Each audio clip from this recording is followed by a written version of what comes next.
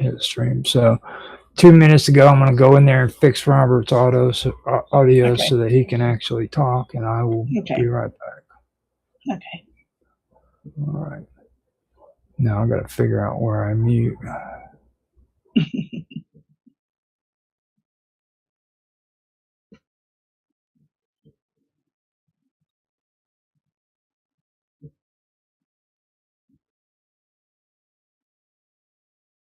Right there. Okay. All right. 2 minutes. Okay.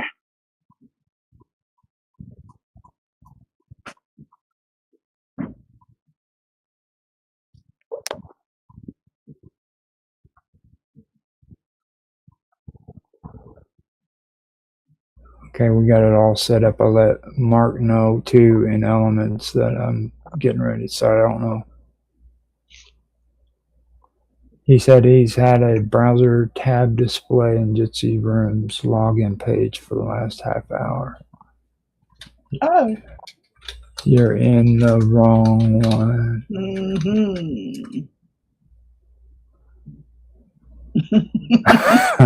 He's probably been sitting there. What's wrong with these people? Where are they? Why are they leaving it so late? Oh, he's doing that shit on purpose. It's just to antagonize me. He's evil. This is evil plans. You guys just do not understand Lord Edworthy at all. Like, he does this stuff to annoy me because he calls, like, he thinks that I'm irresponsible and stuff, so he has to correct me. Really? You think you're irresponsible? Oh, I guarantee you he does. Him and Tan both keep me in check. Oh, really? I think that's friendship, isn't it? Yeah. I was listening to Jordan Peterson the other day, and he was ranting about how terrible this earth is and how awful life is and how difficult it is and how you mustn't make mistakes, otherwise everything goes bad. And I was thinking, you need friends. You need friends to tell you when you've stepped off the path, because you don't always notice for yourself, Mm-hmm. So with that said, let's. Sorry. But no, you're fine. You started this out great. I'm going to do the countdown. We can get everything going. I got all the notes set up and ready to go. So we're ready for episode 6 of Earth Working Together. So hopefully Mark Edworthy can come in. So 3, 2, 1, now. Welcome, everybody. I'm Roger Hanson, your host. Here with me is Bob Dub and Robert Hanson, my brother. Mark Edworthy got on the wrong Jitsi link, and I sent a message to him telling him that we are on this one, and hopefully he will be able to come in and be with us here shortly. With that being said, I would like to go ahead and introduce the topic. The first one that I have been doing was weather. Usually we do what I refer to as weather around the world.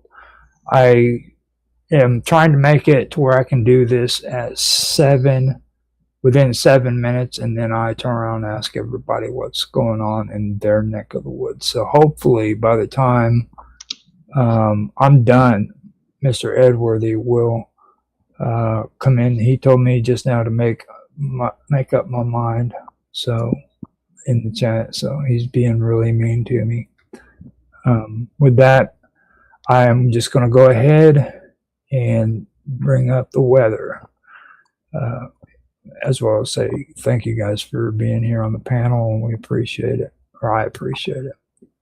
So this week in West Frankfort, Illinois brings warm summer temperatures in the upper 80s to low 90s with consistent daily chances of scattered rain shower and thunderstorms.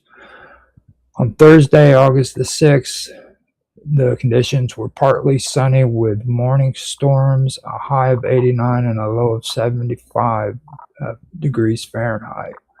And the rain chances were 50%, Now the chances of rain were 50% from Sunday all the way up to now, and it's going to be that way until tomorrow. 50% chance of rain. Now today, the conditions are partly sunny with morning storms, which we had. It's supposed to have a high of 89 degrees and a low of 79%. Like I said, the chances of rain is 50%. Tomorrow is going to be showers likely, chances of thunderstorms with a high of 90 and a low of 74. Now Saturday, the conditions are going to be scattered thunderstorms with a high of 83 and a low of 70. And I guess that is 50%. Yeah, that's the 50% too. So 50% is on Saturday as well. Now Sunday is where the chances of rain changes. And we're going to have AM thunderstorms with scattered storms throughout the day. The high is going to be of 82 degrees Fahrenheit with a low of 71 degrees Fahrenheit and a 47% chance of rain. Monday, conditions are going to be afternoon PM thunderstorms, mostly sunny and hot with a high of 91 degrees Fahrenheit and a low of 72 degrees Fahrenheit, with the chances of rain only being 14%.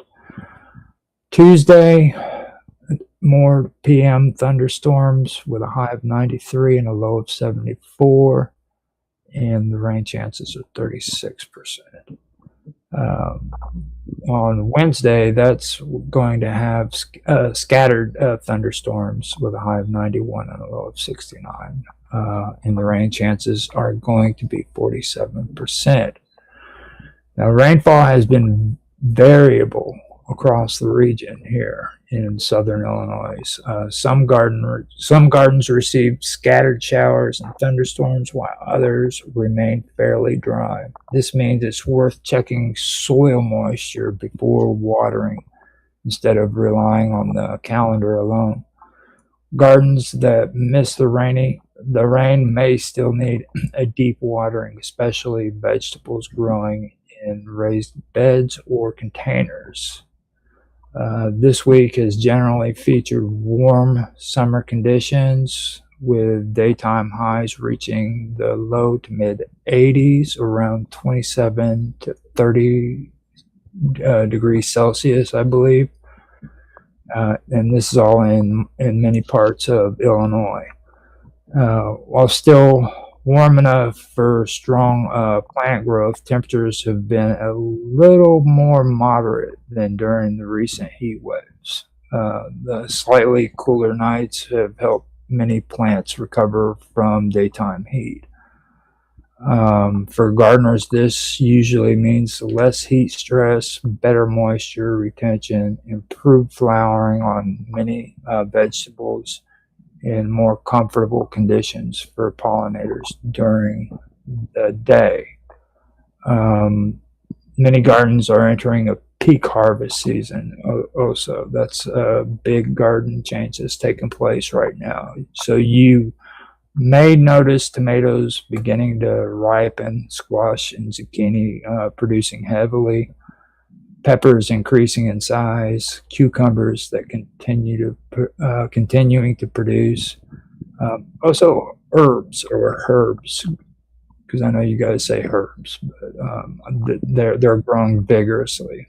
Now, early crops beginning to slow down as later season vegetables take over. The earlier crops are. Many gardens are also beginning to think about successive planting for fall crops. Many gardeners are. So what's blooming around many gardens and landscapes, you'll find flowers mostly. That's black-eyed Susans, coneflowers, beta balm in some areas, or bee balm in some areas, zinnias, sunflowers, cosmos, marigold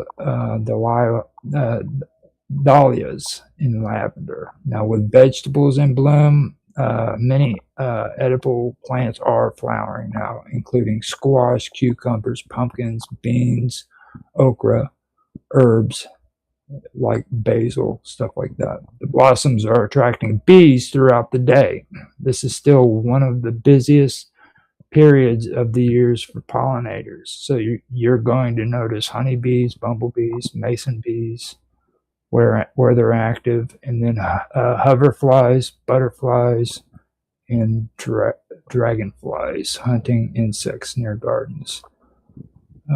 Warm mornings followed by mild afternoons often create ideal foraging conditions for many pollinators. Now, don't water by the calendar, water by the soil. Stick a finger about 2 inches into the soil. If it's still moist, many plants can wait another day. Deep, less frequent watering encourages stronger root systems than lightly daily watering. Now, as we can see, every week brings new changes to the garden. The weather shapes what blooms. The blooms feed our pollinators, and those pollinators help produce the harvest we all look forward to. So, speaking of pollinators, tonight we're going to take a closer look at the hidden relationship that makes every successful garden possible. But before we do that, I want to turn to everybody who is on the panel, who I actually stalled time so that Lord Edworthy could come in and be a part of the thing, so that we can talk about what's going on in their neck of the woods. So with that, I'm going to hand it over to you guys. We had Mark Edworthy start last week. So Bob Dub, what's going on in your neck of the woods? Well, it's cold. It's very, very cold. We have beautiful, beautiful cloudless winter skies. And so at night, all the heat is escaping. 2 days ago, we were down to 0 degrees, which is, that's your minus 32, isn't it? Or something, 32. Yeah, I believe zero. So. Yeah. Last night wasn't so bad. It was only 2 degrees. And by next week, it'll be back up to 7 degrees at night. So it's just lovely, calm winter days with blue skies and very little wind. And then a lot of radiation let loss at night. And yeah, the heaters have been going and extra duvets. And that's pretty much it at the moment. Yeah, it's boring and cold. It's amazing how that's working out with you guys. When you were talking to us earlier, you were saying that the weather is getting extremely colder than what it usually does, isn't it? No. Or warmer. It's been quite mild. It's been quite mild. We had a huge amount of rain in January and February. And when we have a lot of rain, we usually have milder winters. This has been a quite cool patch because it's been the first time that we haven't had clouds for a while. But they're expecting what they're calling a gigantic El Nino in the Pacific Ocean this year. And of course, they're making a huge fuss about it. And I just, from my experience over the years, is that weather changes. And every single year is different from every single other year. And to say that something's more gigantic than another thing, it's just a bit bizarre. So I don't know. Roger, I have to say that I rather take the weather report on the TV and the media with a pinch of salt, because I feel that it's all blown out of all proportion. It hasn't been that bad. Everybody's saying it's so bad, but if you look at the statistics, it's just another year. Take your finger, put it in your mouth, and stick it up in the air. Yes, that works. That was not professional advice. Do not listen to me if you are listening to this show.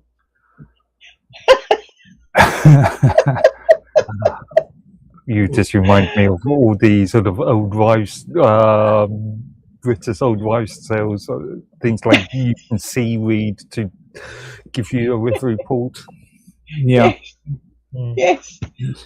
Well, you know, one of the things that's really, really important if you're looking at weather trends is to realize that the Met Office assesses things over 100-year periods.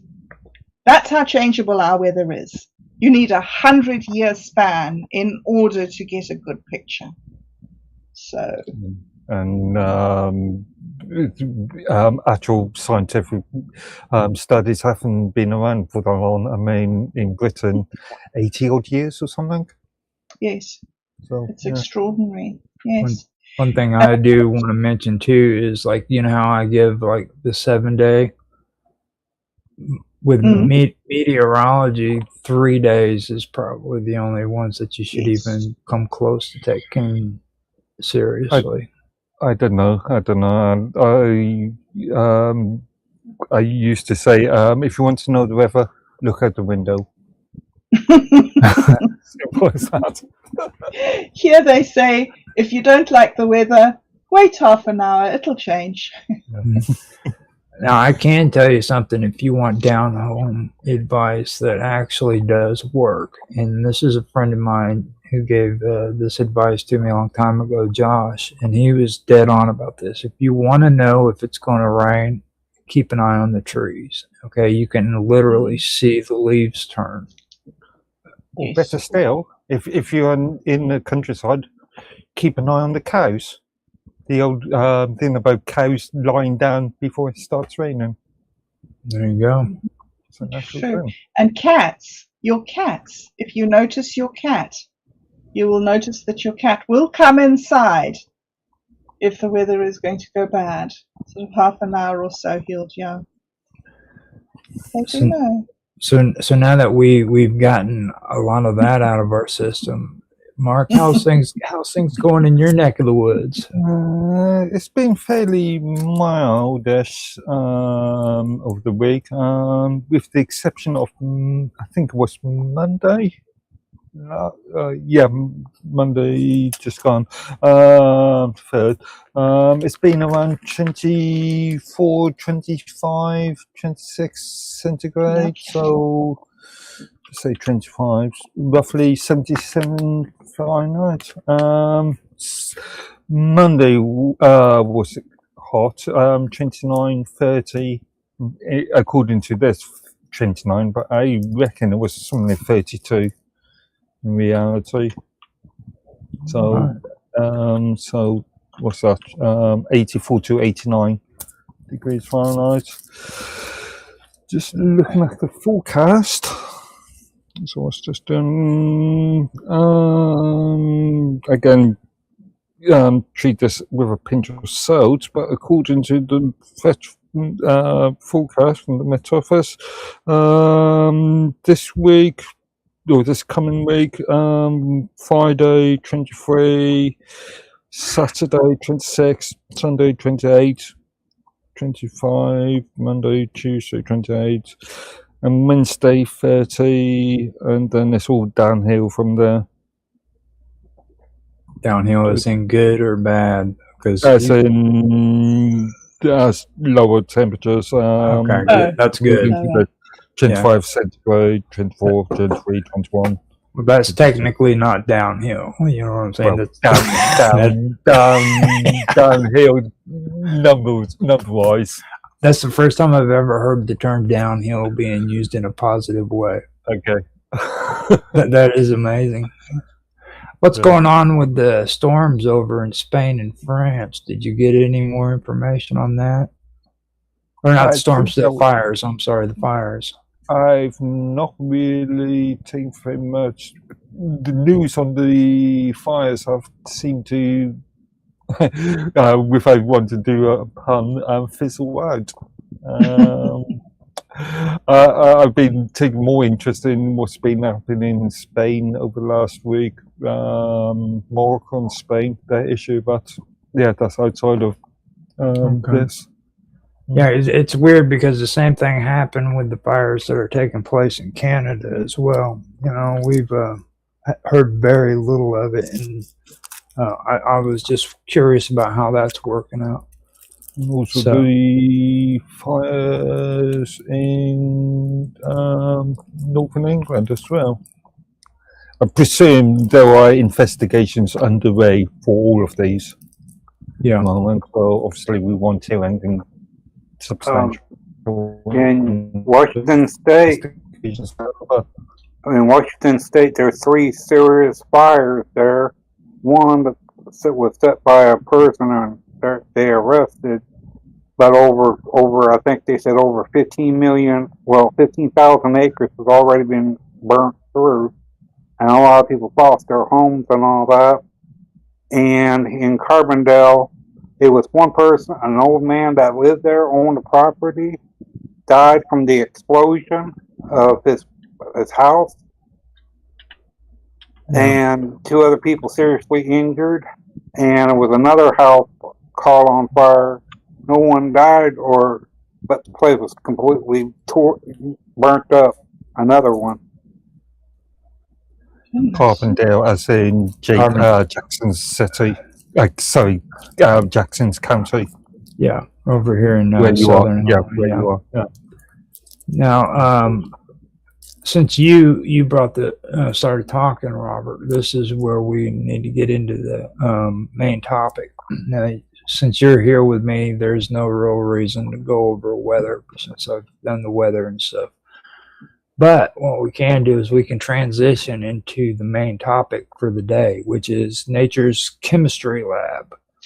And it took me a long time to figure out that cool name, so don't anybody say anything bad about it. But because this is where we get into a lot of the stuff that Robert's really interested in. And I told you I broke a lot of the stuff he was wanting to talk about down into different categories so it didn't get too complicated.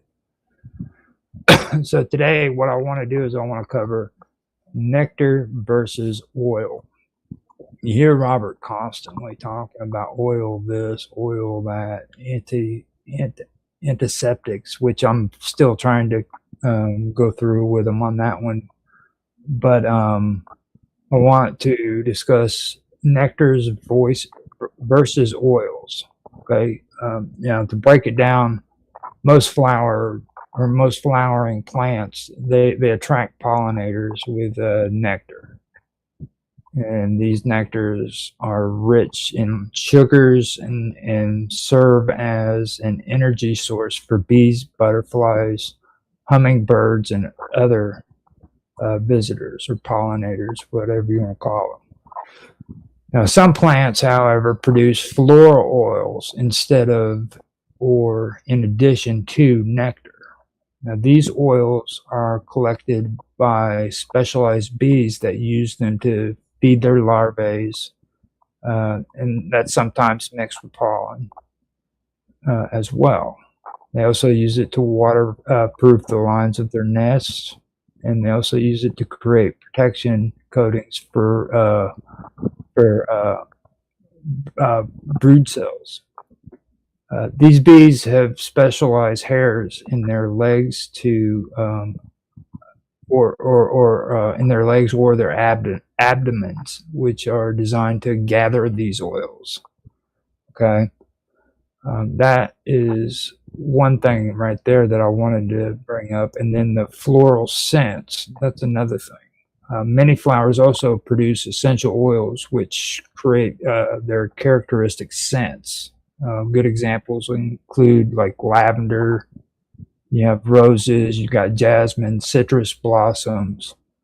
Now mint also on top of that. That's one thing that I haven't mentioned yet, but mint. Now these aromatic compounds help pollinators locate flowers, sometimes from considerable distances even. Different pollinators respond to different scent profiles. Like bees are attracted to certain floral fragrances. Moths often visit flowers with strong evening scents, and flies may be attracted to odors that mimic decay or when it comes to like compost piles or organic matter, basically.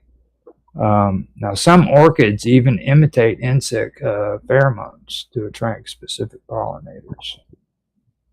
So that's going to be the first part of the topics, and after that, we can get into the essential oils and start talking about them. But do you guys have anything you want to say so far?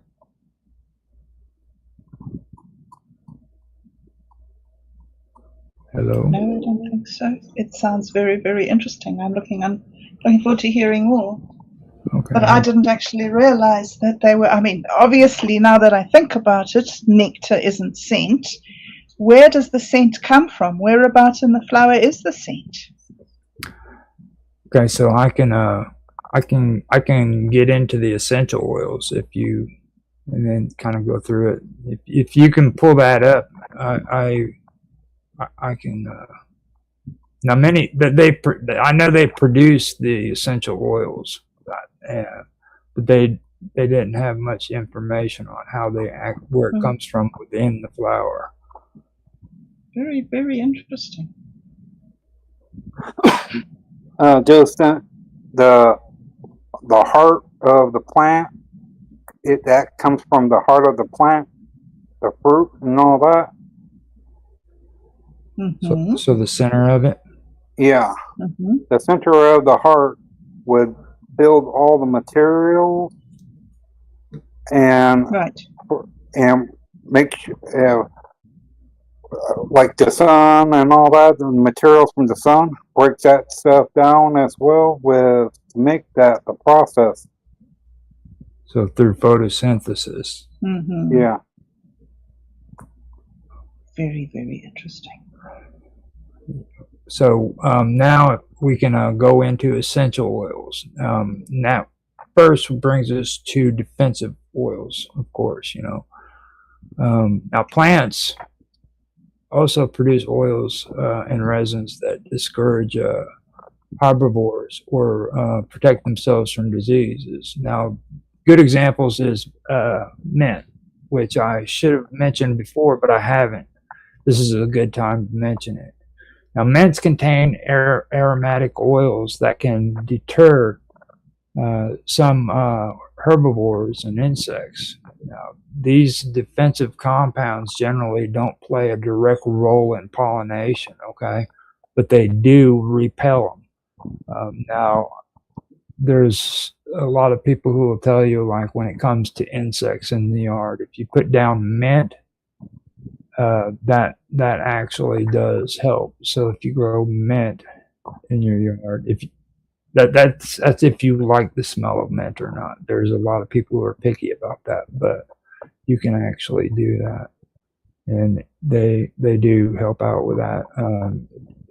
Chia is an alternative if you guys want to do chia. That's actually like chia plants. Everybody always used to make those little chia dolls and stuff. That's actually good. That's actually good for it too. So if you're not into mints, now Chia, I'm not familiar. Oh, you're not. You've never heard of chia? See, back in tea. You remember back in the 90s when they used to have chia, where little kids would take chia plant seeds and they would put water on and they would grow on like little dolls. Oh, you're talking about watercress. Watercress, are you? No. What's chia? Watercress. Yeah. That's or is that an American? No, American. It's like chia's chia, dude. I know. I'm amazed you've never heard of chia. Check this. It was like on every commercial in the 90s. I don't care where you lived in the world, you've seen chia. 80s and the 90s. Yeah. Well, he's not big on. Mark's not big on TV either, so Salvia hispanica. yeah, there you go. Okay. Yeah, that makes more sense. It's technically a part from the mint family. Again, Oh, it is from the mint family. It's well, alternative. unless Wikipedia is incorrect. No, it's true. It's true. You're right. Okay. Now, another fun fact too, if you guys want to know this, but pine trees actually produce resin that seal wounds. It helps defend against insects and fungus. So, Against fungus. yep, fungi. Well. I have I to use suppose you don't often see mushrooms growing underneath pine forests. Did you say pine? pine trees. Yeah, Yeah, don't see mushrooms underneath. Mm-hmm.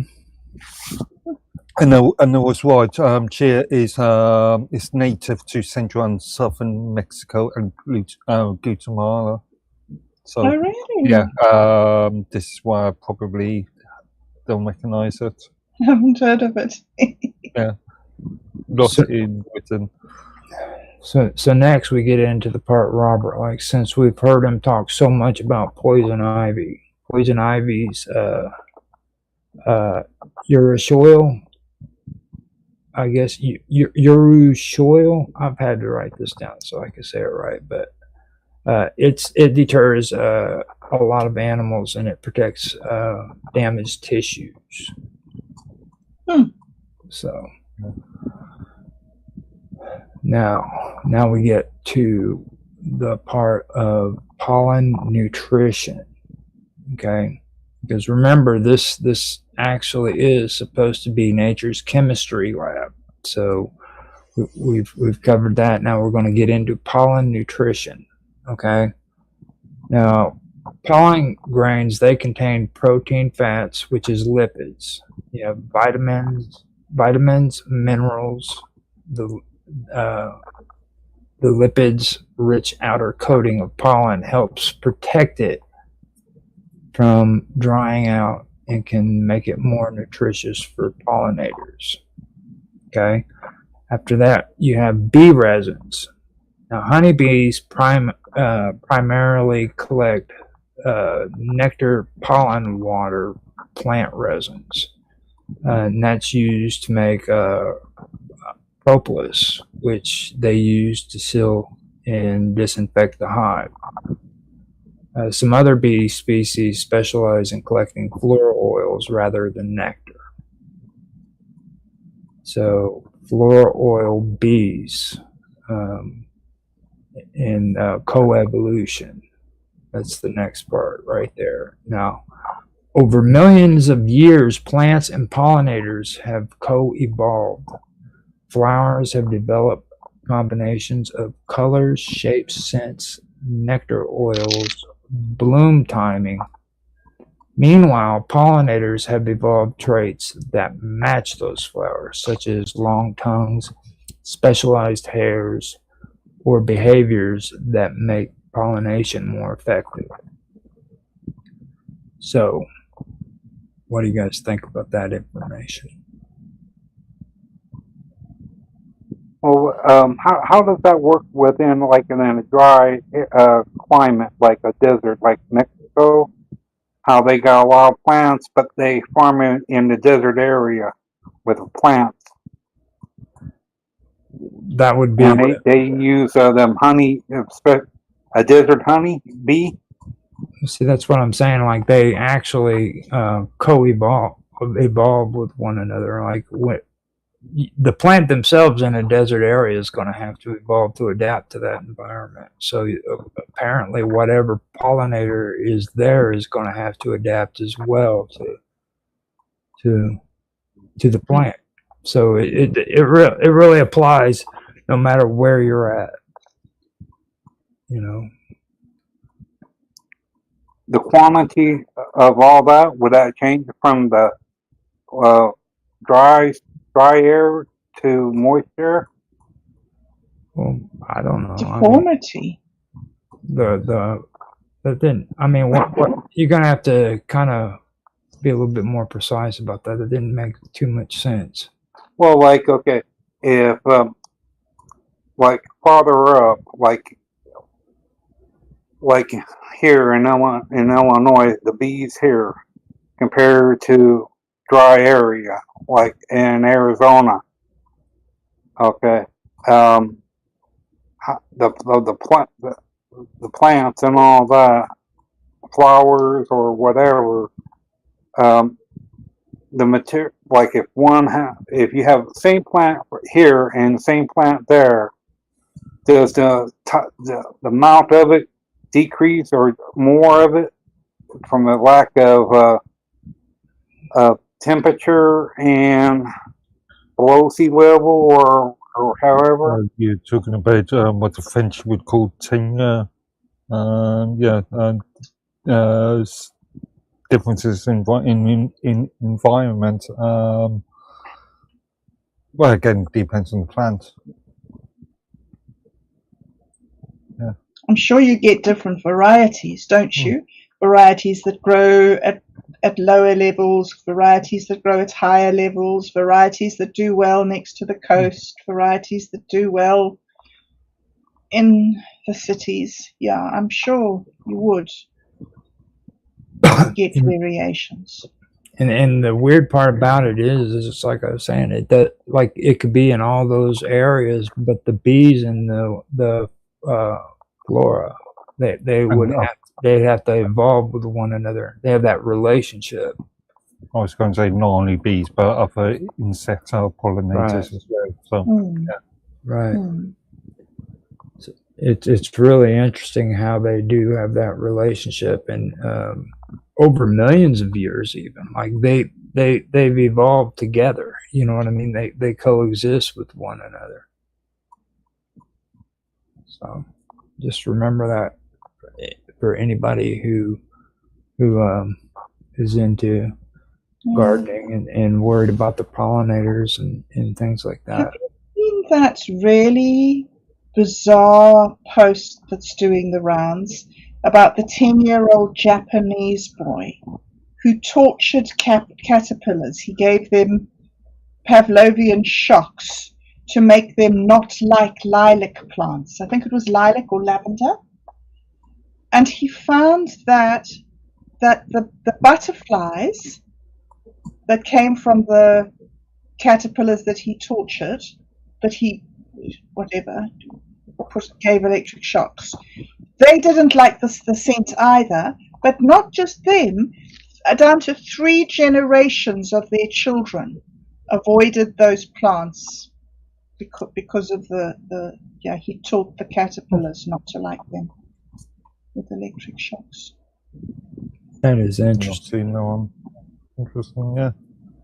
Yeah, but in the oils and that from one plant, what types of plants doesn't work with other types of, like if oil's in the air from a plant and it comes in contact with a different plant that it's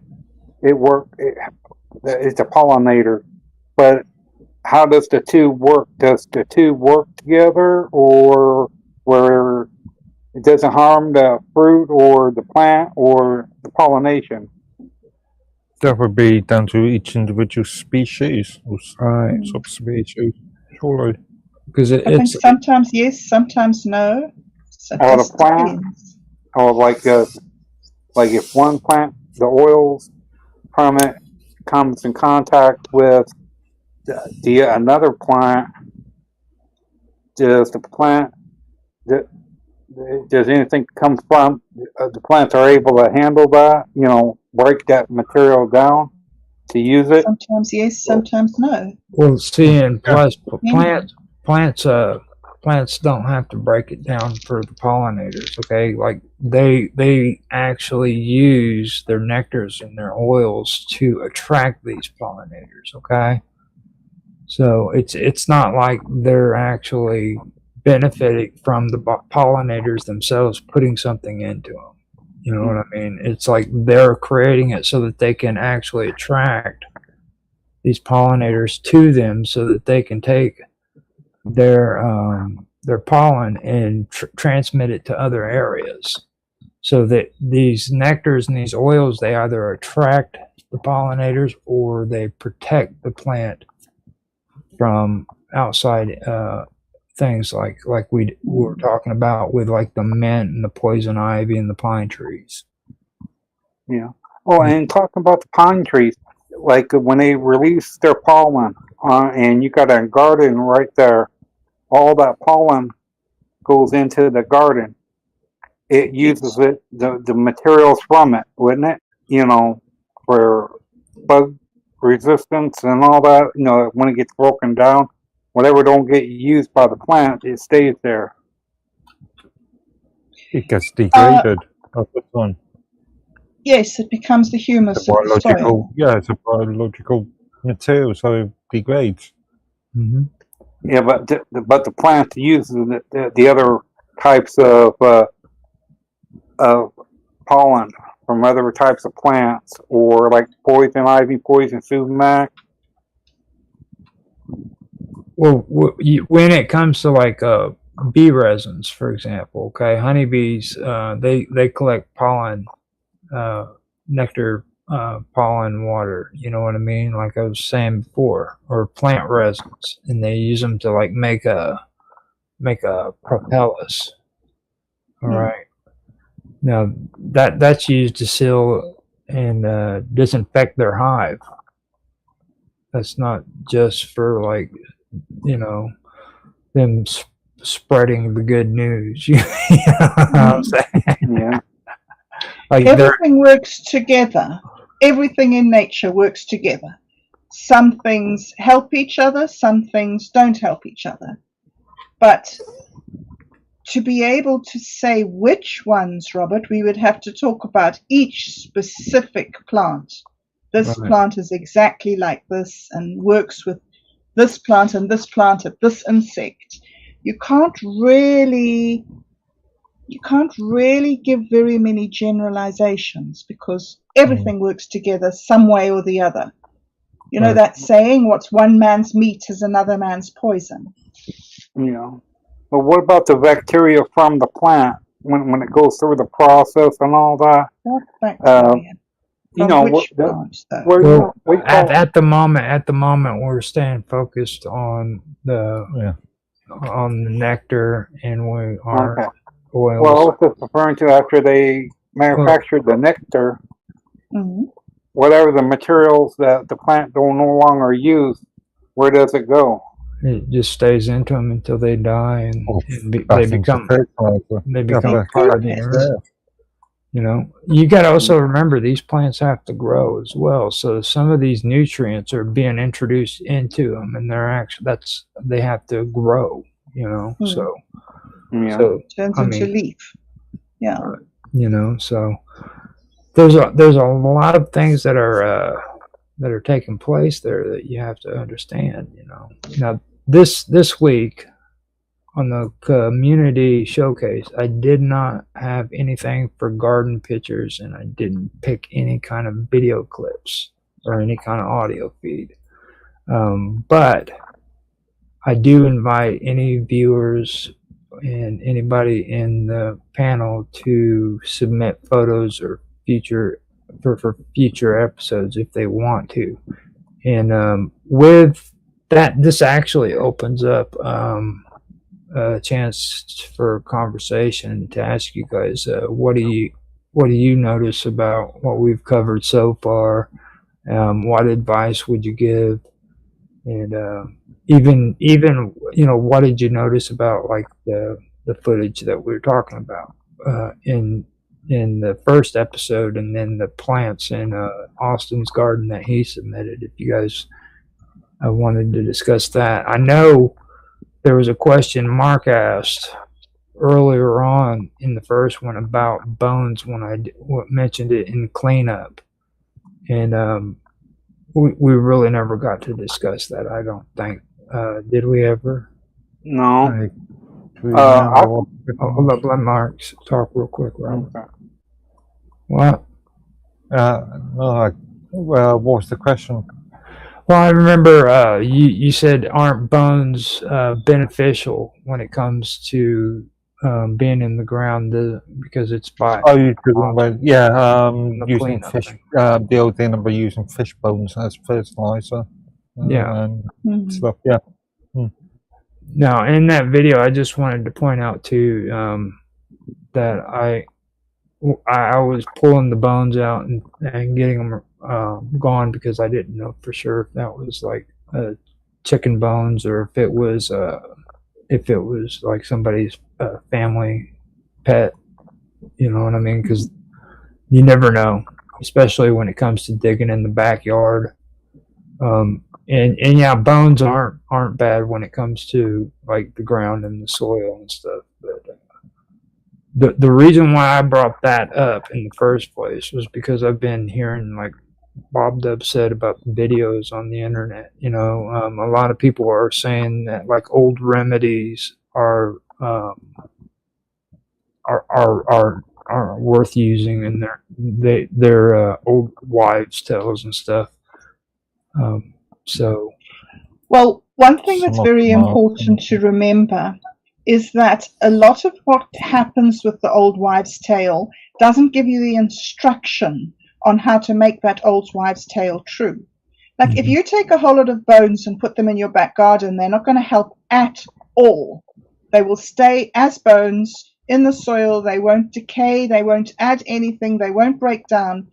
It takes too many years for them to break down. So if you want something to be good in your garden, you have to dry it out and crush it up. That's also for chicken eggs. If you're putting egg shells in your compost, it's really important to crush them up small, because otherwise you're waiting for the earth to do its job, and we know that the earth takes millions of years to do anything. It's not a Okay. quick worker. It depends on the thickness of the bone. I mean, as an It's example, fish bones are very thin. Your very average, thin I don't know, and mackerel, brittle. sardine bones are extremely thin and they'll break down quickly.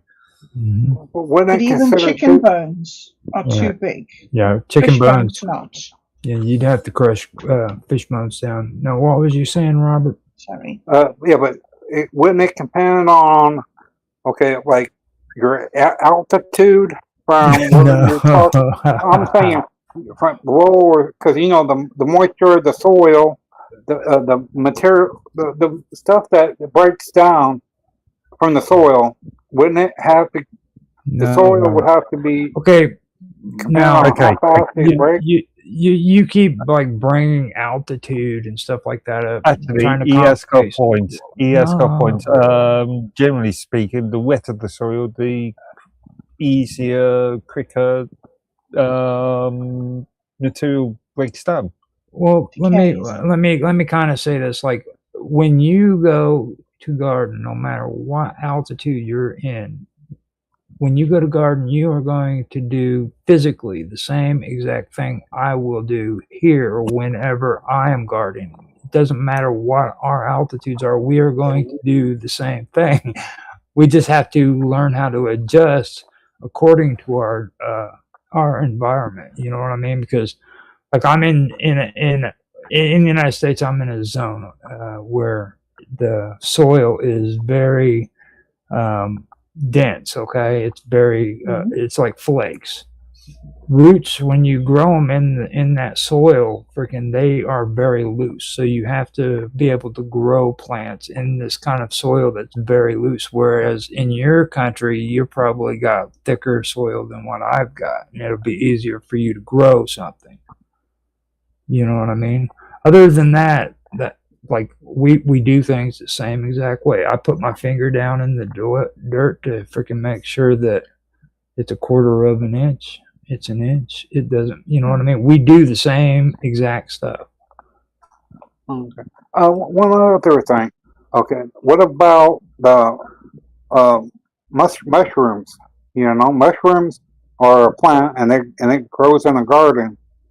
Okay. They're When fungus. it comes into it's a fungus, but different types of fungus for different types of mushroom. Yeah. technically not a plant. Yeah, that's what. Well, there's some that's poison, some it's not. Some Some grows that's real big. hallucinogenative, and Yeah, you know, so some that you don't want in your garden. that's right. But look how it grows. It takes a dead tree, the sap to be all dried up, and now whatever's left of the sap in the tree, it uses it to grow with inside of the dead tree.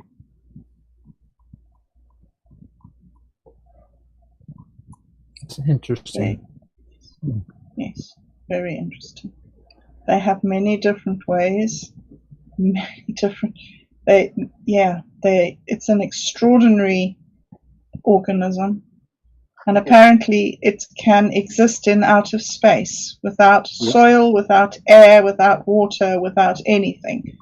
It doesn't die. Subspecies. Now Some species of mycelium. We have 8 to 10 minutes here, and I want to ask you guys this because I want to see if you guys have been noticing this or not. But have you guys noticed any different pollinators this year in your area that weren't there before that have appeared? I have to say no. What about you, Mark? Not really take very much notice, but don't think so. No. What about you, Robert? I haven't. I've heard of two of them. I don't know if it's correct or what, but it's a bulldog ant and a some kind of a bully bee or something like that. I don't know if it's the real thing or if someone made it up, but that's the only two that I can think of. No, I've seen one that looks like a wood bee with yellow stripes around it in the back parts of it, all black with 2 black stripes on it. Oh, you mean what like an electrical bee? Maybe. Okay, yeah. They were. I did not know if that was true or not, but they said to watch out for them because they will literally, if they hit you, they will literally take you to the ground where you will be hurting. And you want to make sure your pets, your dog or your cat, don't try to chase it and eat it because it will not be good for your animals. Good to know. Yeah, So, actually, funnily enough, I was watching a small documentary. I have an odd thing, not that long ago, about a certain Latin American ant invading or throughout Midwest US. I don't remember what it's called now. no, I've actually seen this weird one, but it could be something that's been around. I just haven't noticed it, but it looks like a little beetle, but it's solid red. A solid red beetle-looking creature, and it was really strange. I haven't seen that one before. Does it look like it has hair? Yeah. Little Okay, bitty. I seen that one. They were explaining. It's an insect killer. It is. It hunts for other types of insects and all that, and it looks for them like for spiders, flies, and small insects as well, even bed bugs and that, and it kills them, eats them. Okay. Your solid red beetle then could be a variation of a ladybird. I was looking at there were 3 different variations that could subspecies that could match up with us. The spotless lady beetle, the Asian lady beetle, and the scarlet lily beetle. I will check it out. because we've actually had ladybirds in our that was actually a new group that showed up in our third year of gardening. Actually, it was weird because we have plastic that sits in the yard, and they would get on the sides of the plastic and just bite the massive. I mean, you would see like 200 ladybirds just sitting there in a corner, just grouped together in the early mornings. It was so interesting. Yeah, it's fascinating. Were they migrating or what? Why were there so many? They were sitting there together. I'm guessing they were huddling up for the night so they could keep themselves warm or something. You know, by the time 12 o'clock came around, they were completely dispersed. It was interesting. Very interesting. So before we end this, I want to ask you guys, okay, what pollinators are common in where you live that you guys have recognized? You don't have to be perfect. You don't, Mark Edworthy. I know you don't go outside very much, but just what have you noticed in your area when it comes? Because I haven't ever had the chance to ask you guys this. I don't think this would be a good time to do it since we're on the 6th episode. I don't, you know what I mean? It's about time. What kind of pollinators you got there? Oh, I know. It's Dude, you walk. Okay, come on. You don't really have to Google that, do you? Yeah, the only thing I've seen is bees. No, except with English pollinators. I'll do New Zealand pollinators because I have no idea. I'm just hoping that you're going to speak all the time, so there's no time left for me. Bees, hoverflies, and butterflies.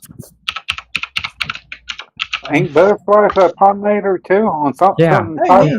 Yes, definitely. Definitely. That is mostly. I mean. And you know, the thing about it too is a lot of people don't really pay attention to the fireflies. The fireflies are really important, especially when it comes to like your late summer. Fireflies are US thing though. Well, I don't know. Fireflies in the UK. You guys don't have fireflies? No, at least I don't think so. No. You have to have them. They're in all the stories. How can you not have them? Yeah, it's like if I remember correctly, they used to mistake fairies or fireflies with fairies. Yeah. Yeah. Yeah, the UK does not have native flying fireflies. Well, the UK wiped them out. Oh, let's not get into that. We're talking gardening there. Yeah. Closest relative would be the common glowworm.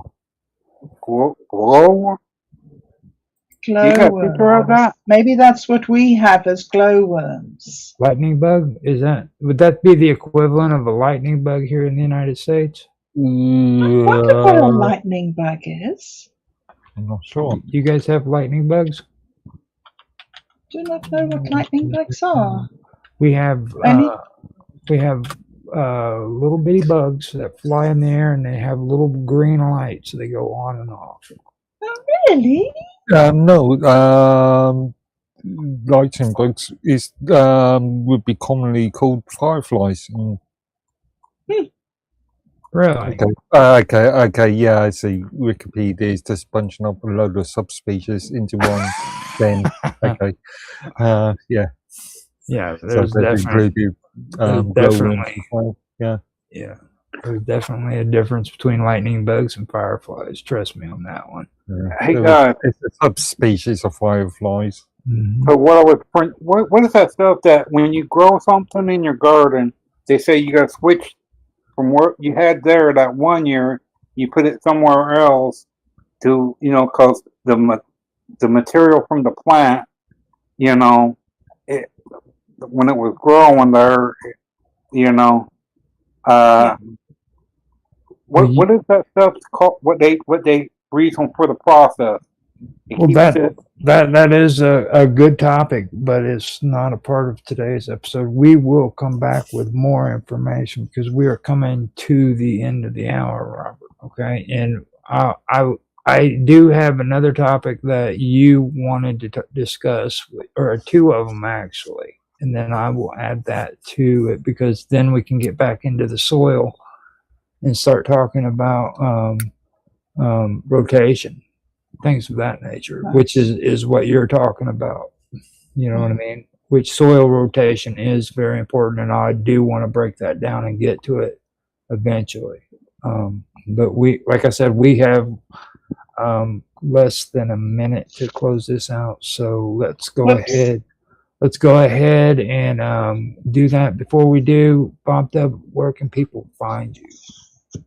You can find me in the Swarm space, swarm-space.lovable.app, and you can find me also on minds.com. And then most of my video work is on Bob Dub channel on YouTube. Okay. So how about you, Mark Edworthy? How can people get in touch with you? Mainly just one site. Minds.com, username Medworthy.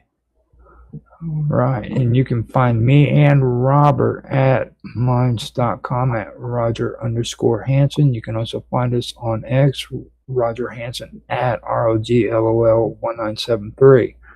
I am on Teams as well as Element Matrix at Roger's Hangout. You can find me there too. I am in Element Matrix. I am on the Infinite Imaginarium and the Quantum Gathering, which you can find if you have proper clearance. With that being said, thank you guys for watching. If you enjoyed this, please make comments in the comment section below. Like, subscribe, share. We will talk to you later. Thank you for being here and have a good day. All right, so we are good to go. So switch over there to the Quantum Gathering and we'll set that Yeah, up. for if you've got the clearance, what is this? Sort of security service. This is very, very important.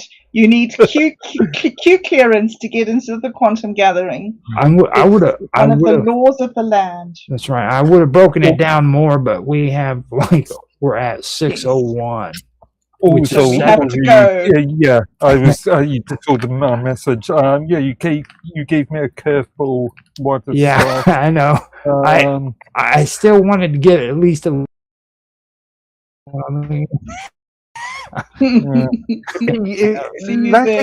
Saying it'd be better for us if you start. Yeah, give me a second. I'm switching it over beforehand, so we can get some checks and stuff sorted. Yeah, go over to Quantum Gathering now, Mark. Stop yelling at me. I was really annoyed with you at the start. You're doing it. You're doing that live on live streaming. So. I know. Okay. People. Okay. So let me get this straightened out.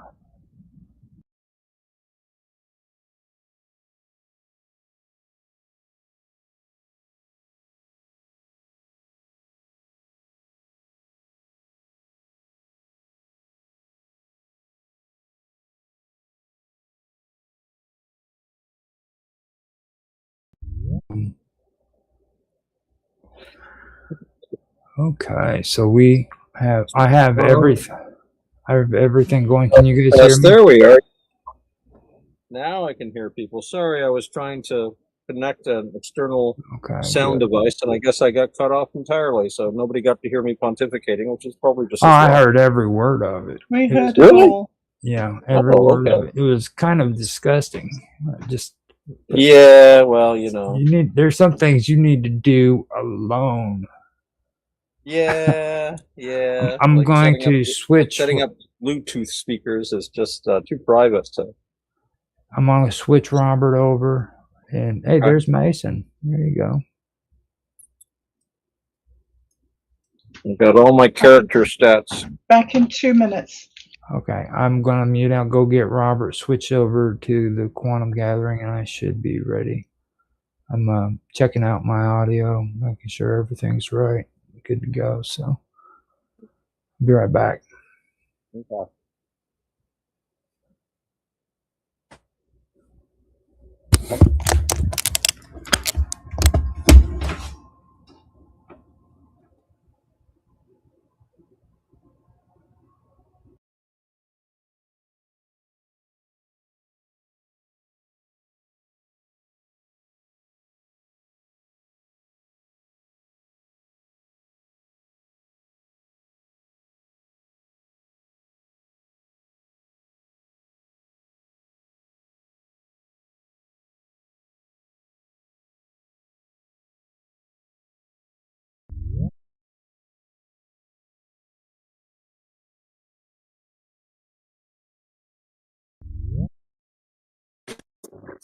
Okay.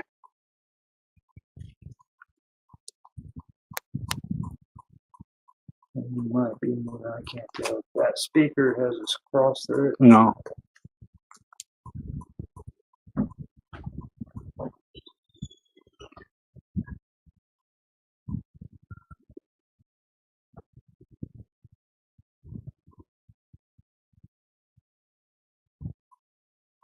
You tell me I can't get the job done.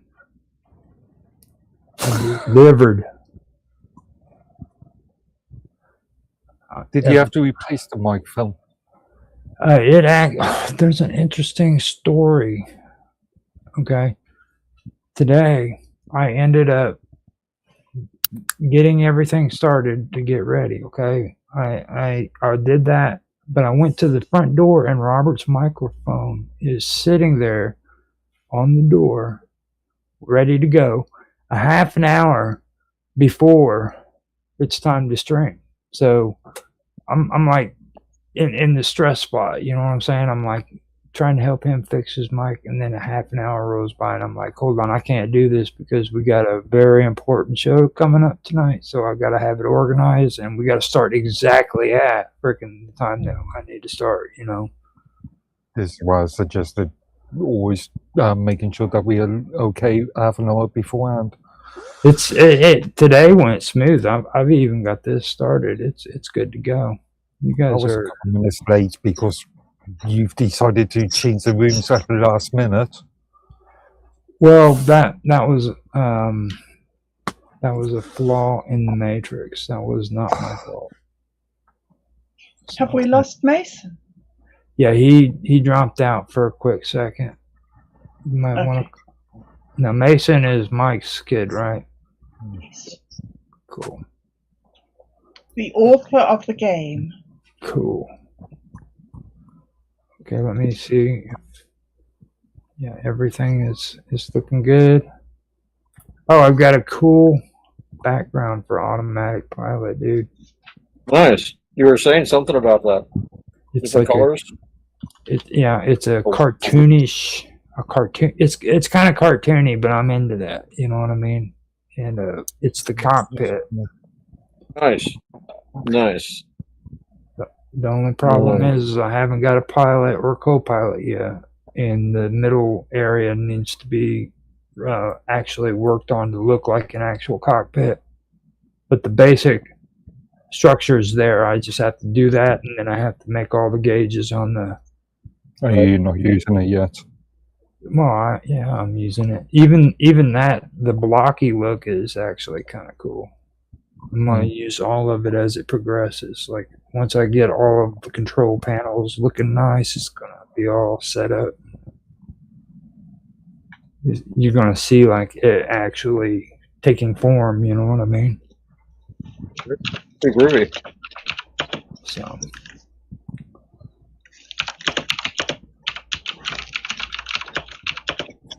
There we go. How's everybody doing? We finally came in. So far, so good.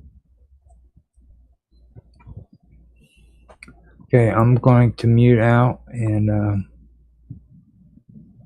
we should be good to go. Everything is up and ready to go. I got the sound test. It showed up. Everybody's talking, so Okay.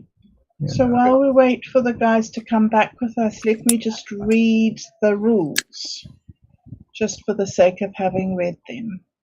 Idea. Would be bad. All right, let me tell you. Hold up. Where did it go? It's here a second ago. Reading this before. Okay, so role play adventures. Episode 1, The Dark Beyond the Mountain. Before you begin, welcome to the first episode of Dude Where's My Wallet role play adventures. Before the adventure begins, please make sure that you have 1. Created your character. 2. Distributed your 8 ability points between strength, stealth, perception, agility, magic. Chosen your character's role or class. Written a short backstory, optional but encouraged. And read the basic rulebook to understand the game mechanics. If you need help creating a character or understanding the rules, please reach out to the storyteller before the adventure begins. Once everyone is ready, your adventure into the unknown will begin. Opening. You awaken beneath the towering trees of the great forest. Sunlight filters through the leaves as birds sing overhead, while a cool breeze carries the scent of pine and moss. Several days ago, an owl delivered you a sealed letter bearing the royal crest. It says, "To the greatest adventurers of the realm, a great darkness has been sensed beyond the mountains that border the great forest. Many brave souls have ventured there, yet none have returned with answers. Your skills are required. Meet within the great forest at dawn. Together you may uncover the truth." As you arrive at the meeting place, you discover several other adventurers have received the very same letter. The journey is about to begin. Character introduction. To determine how your character enters the story, you have to roll your 20-sided dice and add your perception ability points. Your results. If you get 9 or below, you have a silent arrival. Your character quietly observes the other adventurers and does not introduce themselves during this time. If you get 10, then you give a simple greeting. You introduce your character by sharing your name, your character class or profession, and you keep your past a mystery for now. Then, if you get a 11 or above, you give a grand introduction. You confidently introduce yourself, giving your name, appearance, your class or profession, your strongest ability, and your short backstory. Also, you add why it is that you answered this royal summons. For your turn, each player has 3 actions during this episode. You may attempt almost anything your character can imagine. Examples include introduce yourself, speak with another adventurer, explore the surrounding forest, examine your royal letter, climb a nearby tree, search for tracks, prepare your equipment, cast a spell, or invent your own action. Whenever the outcome is uncertain, the storyteller will ask you to roll the 20-sided dice and your ability points. Remember, there are no wrong choices. Every action you take changes the adventure. Some paths are obvious, others remain hidden until someone is curious enough to discover them. Work together, think creatively, trust your instincts, and most importantly, have fun. Good luck, adventurer. Your story begins now. And does everybody have the link here to the page. Have my character all put in. Yay! I'm ready to roll. Yep. Yay! I even wrote a backstory. Yay! How about you, Mark? Yeah. I was just reading it just before we started, first, last. Yeah. Yeah, I've got it filled out. No Good. backstory, I'm afraid, but I've got. Make it up as you go along. It'll be fine. Yes. Yeah. How about you, Robert? I can't read it. I don't know how to read for one, but it sounds good.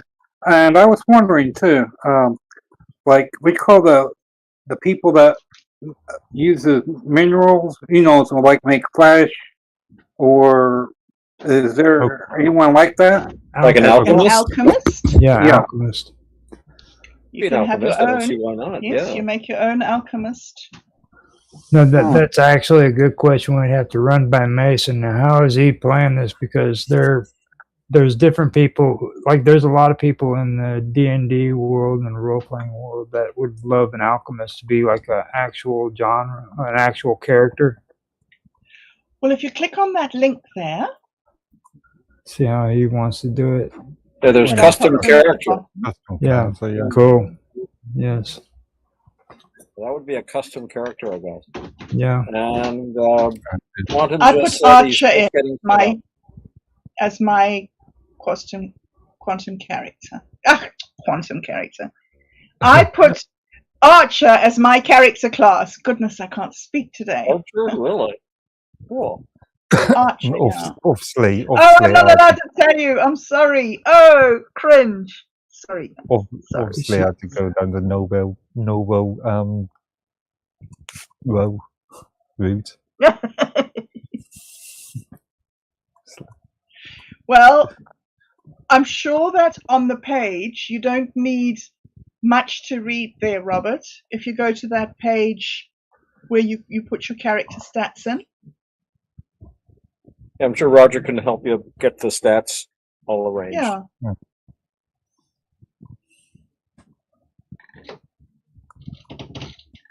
Custom character I chose. So the ones that are in there at the moment are pirate, wizard, ninja, and knight. Yeah, I was wondering too. Could they be like something like pops out of the woodwork where everyone of the group has to fight whatever, like if there's a like one what you call it? Let's see how the story evolves. Yeah, to see how it evolves. Now, do you guys want me to help him fill out the character sheet? I can do that right now. Have you got yours filled out, Roger? No, I haven't. Now's a good time to put it together. Well, I mean, I can do it. I can do it with Robert right now if you want. We can Both do of you need one. We can do it straight up on a stream. I can do mine afterwards without having to read it out. But like, kind of give everybody a taste of what you guys are doing. All right, let's get Robert set up. That would be good. So, Robert, what? Give your character a name. What name do you want? It's got to be a cool name. Okay. The Mystic. The Mystic? Yeah.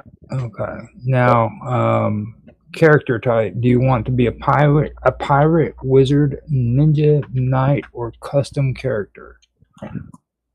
Well, a custom wizard. Custom character. Okay. Custom class. No, he wants to be a wizard. You want to be he wants to be a wizard. You want to be an alchemist? I think an alchemist is a kind of wizard.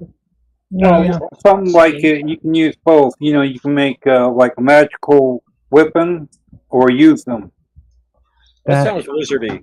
That's that is a wizard. Actually, that's wizardy. Yeah. So I think wizard would fit. That would be a good. I'm going with pirate myself. Alchemist. Big surprise. No, we can just go straight to wizard, or you can use custom one, and we can say alchemist, wizard, or okay, yeah.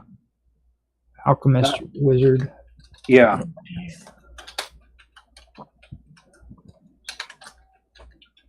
Okay, so got that set up. Now you have 8 ability points. Now you have strength, stealth, perception, agility, and magic. Tell me, how many points do you want to go towards your strength out of the 8? Out of the 8, at least 4. 4? No. You want 4 strength for a wizard. An alchemist wizard. Is that what you're saying? Yeah. Yeah. Okay, Go. so they won't split like that, I'm afraid to say. Oh, it won't? You've only got 8 points, and you've got 5 different abilities. So your 5 abilities are strength, stealth, perception, agility, and magic.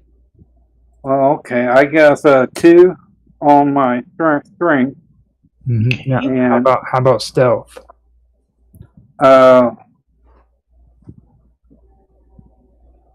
Yeah, stealth would be 3.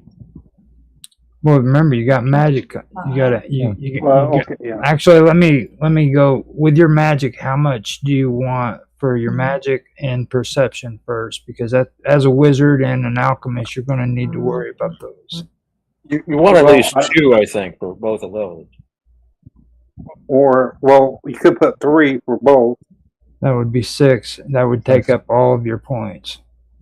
Yeah, you can't do more than, you got to, how many? Okay. Just 8 points. That's it. Yeah, 8 out of 5. So. Well, I guess point for each. Okay, so I was going to say any one section could be 0. Well, put it this way: if you want to focus on perception and magic, right? That means the other strength, stealth, and ability. Just give each of them 1, right? And that'll leave you with 5 points, and then you can give 3 to one and 2 to the other, magic and perception. Now, see, I would just drop strength down to 1 because you're a wizard alchemist and you're not going to be a very strong person. So strength, and agility are all 1, right? So that's going to leave you 5 points left, right? 5 points, yes. So, yeah, but what about you need strength to where if you have to use it for a weapon, any kind of weapon? Well, you're a magic user. You just cast a spell. Yeah, but I mean, but like if you got a magical item, you got to use magic to use the weapon. Magic only, not strength. But that's still magic, and 1 is still a lot because we've only got 8 points here. Like I've only got a strength of 1. So I'm just thinking you want to lean into the magic a little more. That would be a good idea too. Now, with magic, how many points out of 5 do you want to use for magic? Well, how much do I got? 5. 5 points. Okay. I'll say magic, at least 2. Okay. Now that leaves you 3 points. Now you can do 3 perception, or you can do 2 perception and then give a point somewhere else. Kick your magic up 1, or maybe give your strength an extra 1. What is perception anyway? That's when you notice stuff. You're aware of stuff. Okay, like you'll notice like a monster before other people do, maybe, or you'll notice a spell being cast before someone else. So that's important for a wizard. You got to know what's going on. Okay, like your hearing kicks in a little bit better, or certain things. So you want at least 2 for your perception, I'm thinking. And you could pick it up to 3 if you wanted, because you'll have an extra point. So if you give 2 to magic and 2 to perception, right, that means that you've got 1 more point. Now you can give that to your strength if you wanted to be a little stronger, you were worried about that. Or you could stealth or agility, or you could kick your perception up to 3 or your magic up to 3. Magic up to 3 could be good. That might be good for a magic user, because that would give you a lot of edge when you're rolling that die, that 20-sided die. So I would suggest 3 for magic offhand. Okay, yeah, and the other one, cause yeah, You'll have 2 for perception, which is really important for a magician. yeah. I think that'll work good for you. And then it's just a game. We'll see how it plays. So and then you magic. can always change your character later. So magic 3, right? Yeah. Okay, there you go. That sounds like a good choice. Okay, so I got. Hey guys. Hey. Shut up. Now, do I hit enter or something, or just leave this, or just leave that start?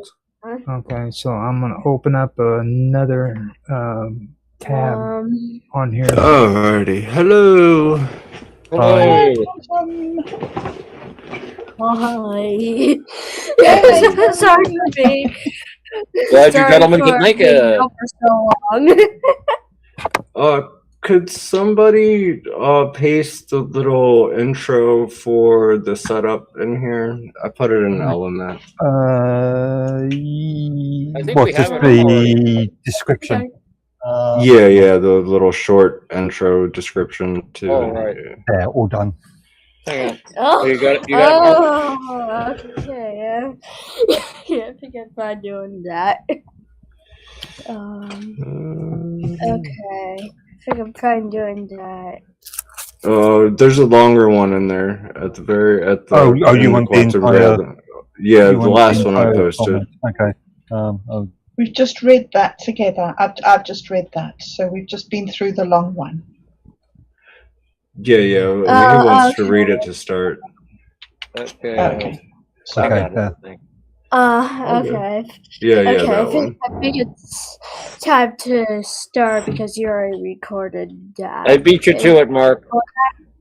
Well, we're gonna have you read this. Are you in chat, Boo? Yeah, I'm in chat. Okay.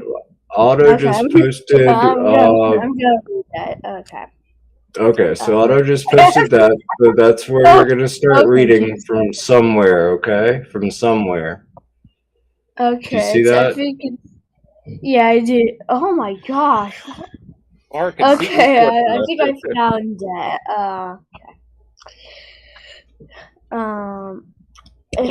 I think it's the one by Mark. I think I have to go on the same one, I think. Well, for me, It's the same thing. Same thing. Yeah. I didn't see Mark had posted it, so it's a repetition. I was racing Mark. Mark won. Oh, Mark won the race. I think I see it. And now, oh my gosh. Okay, so I'm trying to. Okay. Okay. To the grave.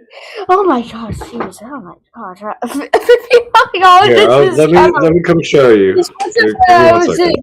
expecting. I already do have an intro in my episode sketch. Is it pause? Yeah, no. Look out for a second. You can enlarge this like that. So it comes out. Yeah. And then not that one. You're going all the way to the bottom. And you're gonna start where it says somewhere. Yeah. Okay, so that's the one you're reading. Yeah. I was kind of confused because. Oh, the door.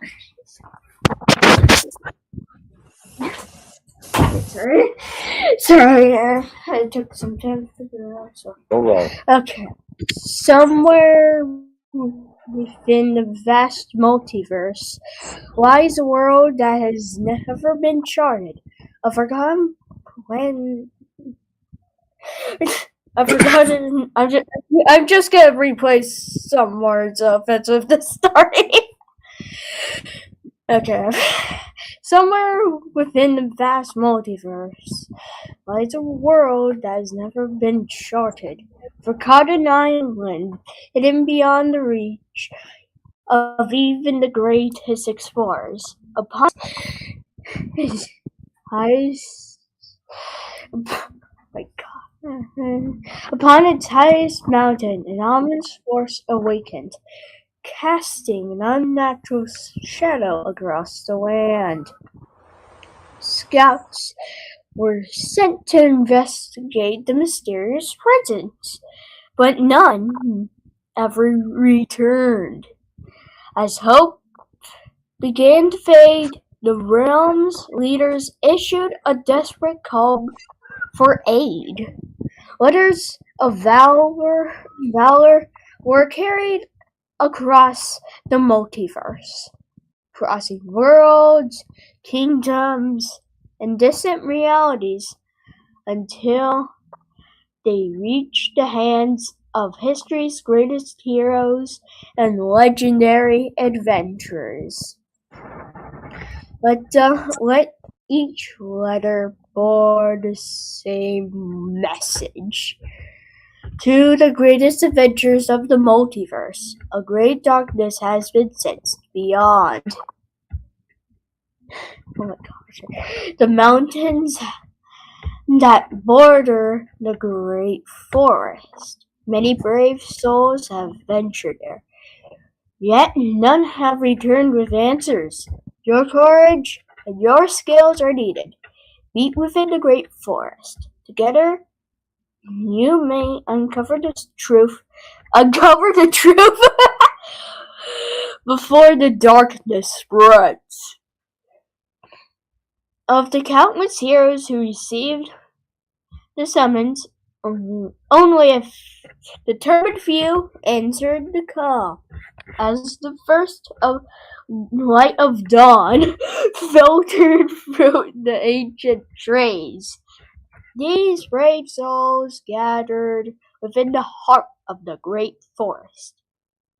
Standing beneath the mountain where the unknown awaited, their journey and the fate of this forgotten island was about to begin.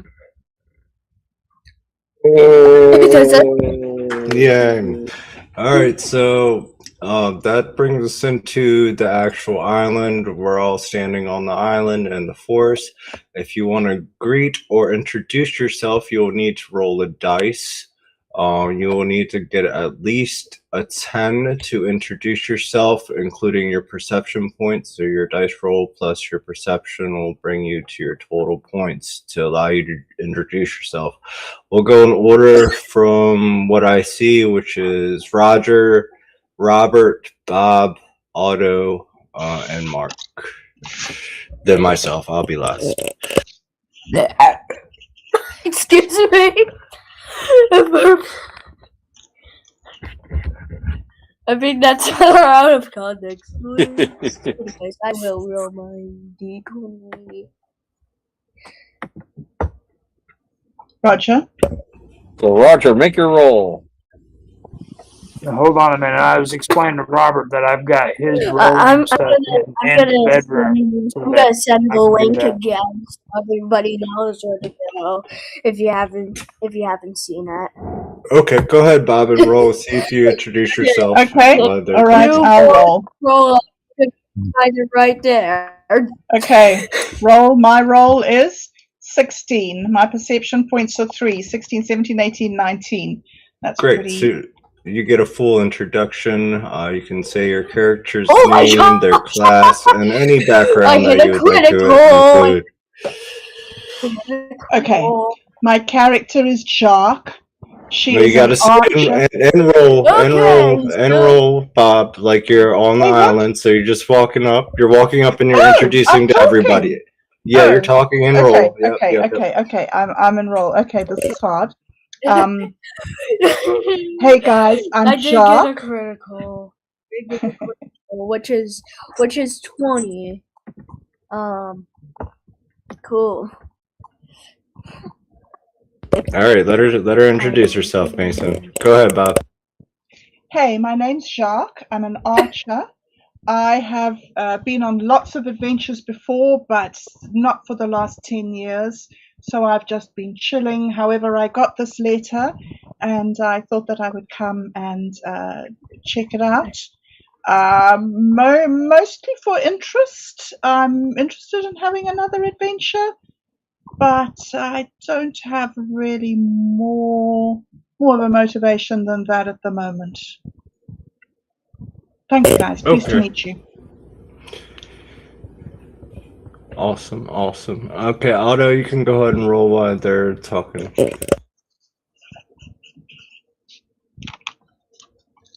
Alrighty, so I've got my D20, and I add my perception points, right? So Yep. roll the D20. I got a 7, and I have 3 perception, 7, 8, 9, 10. So you can say your name and your type of character. Okay. Hello all. I be Captain Otto, and I'm something of a pirate, although a Buddhist kind of a pirate, which is a bit complicated. But you'll learn more about me as you get to know me. Arr. Alrighty, Mark. Go ahead and take your roll. Okay. Roll 1. Number 1. One. Yeah, 1. A feeble. Well, you didn't get an introduction. I don't think you got enough perception points to get up to 10. So you should just stand there. Critical. All right, good. I'll go ahead and take a roll unless Roger's ready. Yeah, and I also wanted to say too that I have it set up on here for rolling for Robert as well whenever he needs to. So okay, good. Okay, I got that set up. All right, so you want me to roll? Yep, good. Okay. Let me go to mine and roll D20. Here we go. I got a 9. So 9 is 9 or below.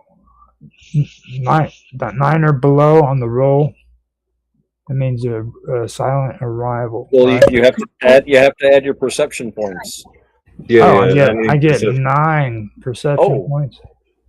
Oh, 9 with your perception points. Okay, so yeah, you don't get an introduction either. So you can roll for Robert.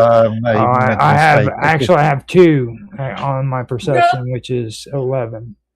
Okay, so Mark made a mistake, so he can introduce himself, and then Roger, you get a basic introduction. Yeah. Just to clarify, I've got 3 perception, so that would make it 4. Yeah, it doesn't help.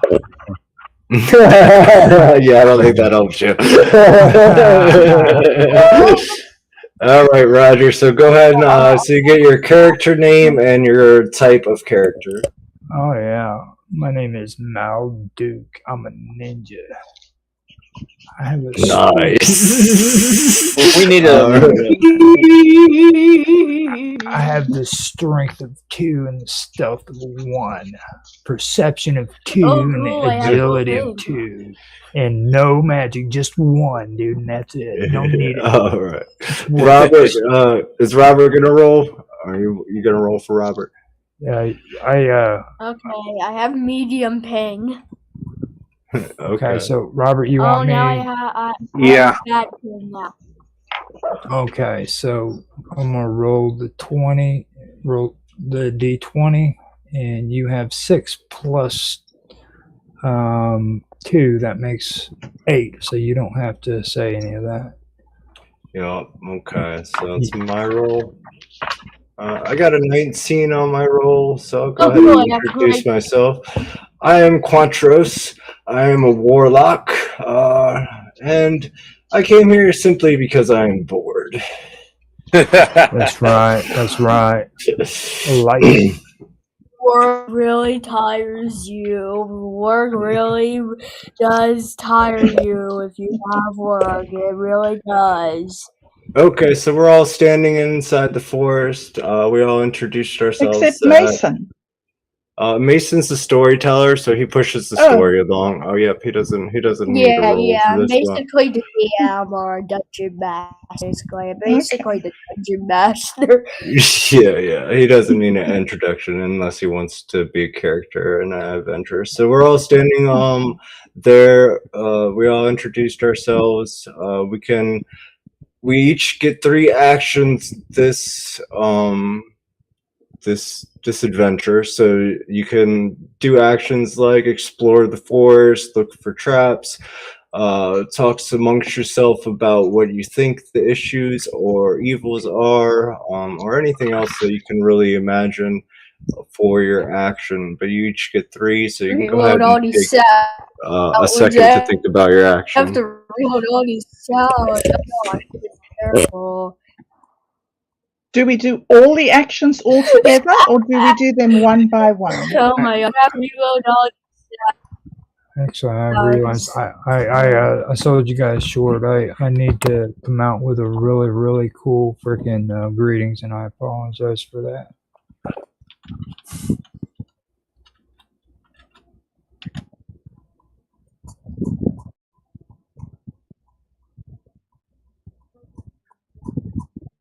I'm thinking, we got on this island. How do we get off? We might want to build a signal fire. See if we can attract some more allies. I think more people would answer a royal summons than this. I mean, when the king calls, who can stand idle? Mind you, we are the best in the realms, so I mean the others are all inferior. the higher. Well, I'm surprised there's not more people here for sure. I am indeed surprised at that. I thought we would see at least 20 adventurers. Did you? How did you get your letter, Otto? 'Twas brought to me by a passing albatross that landed on me ship. He was carrying a leather satchel around his neck, and we never harm albatrosses at sea. We knew.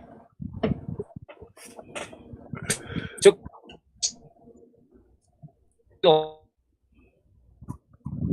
Otto, you've frozen. Yeah.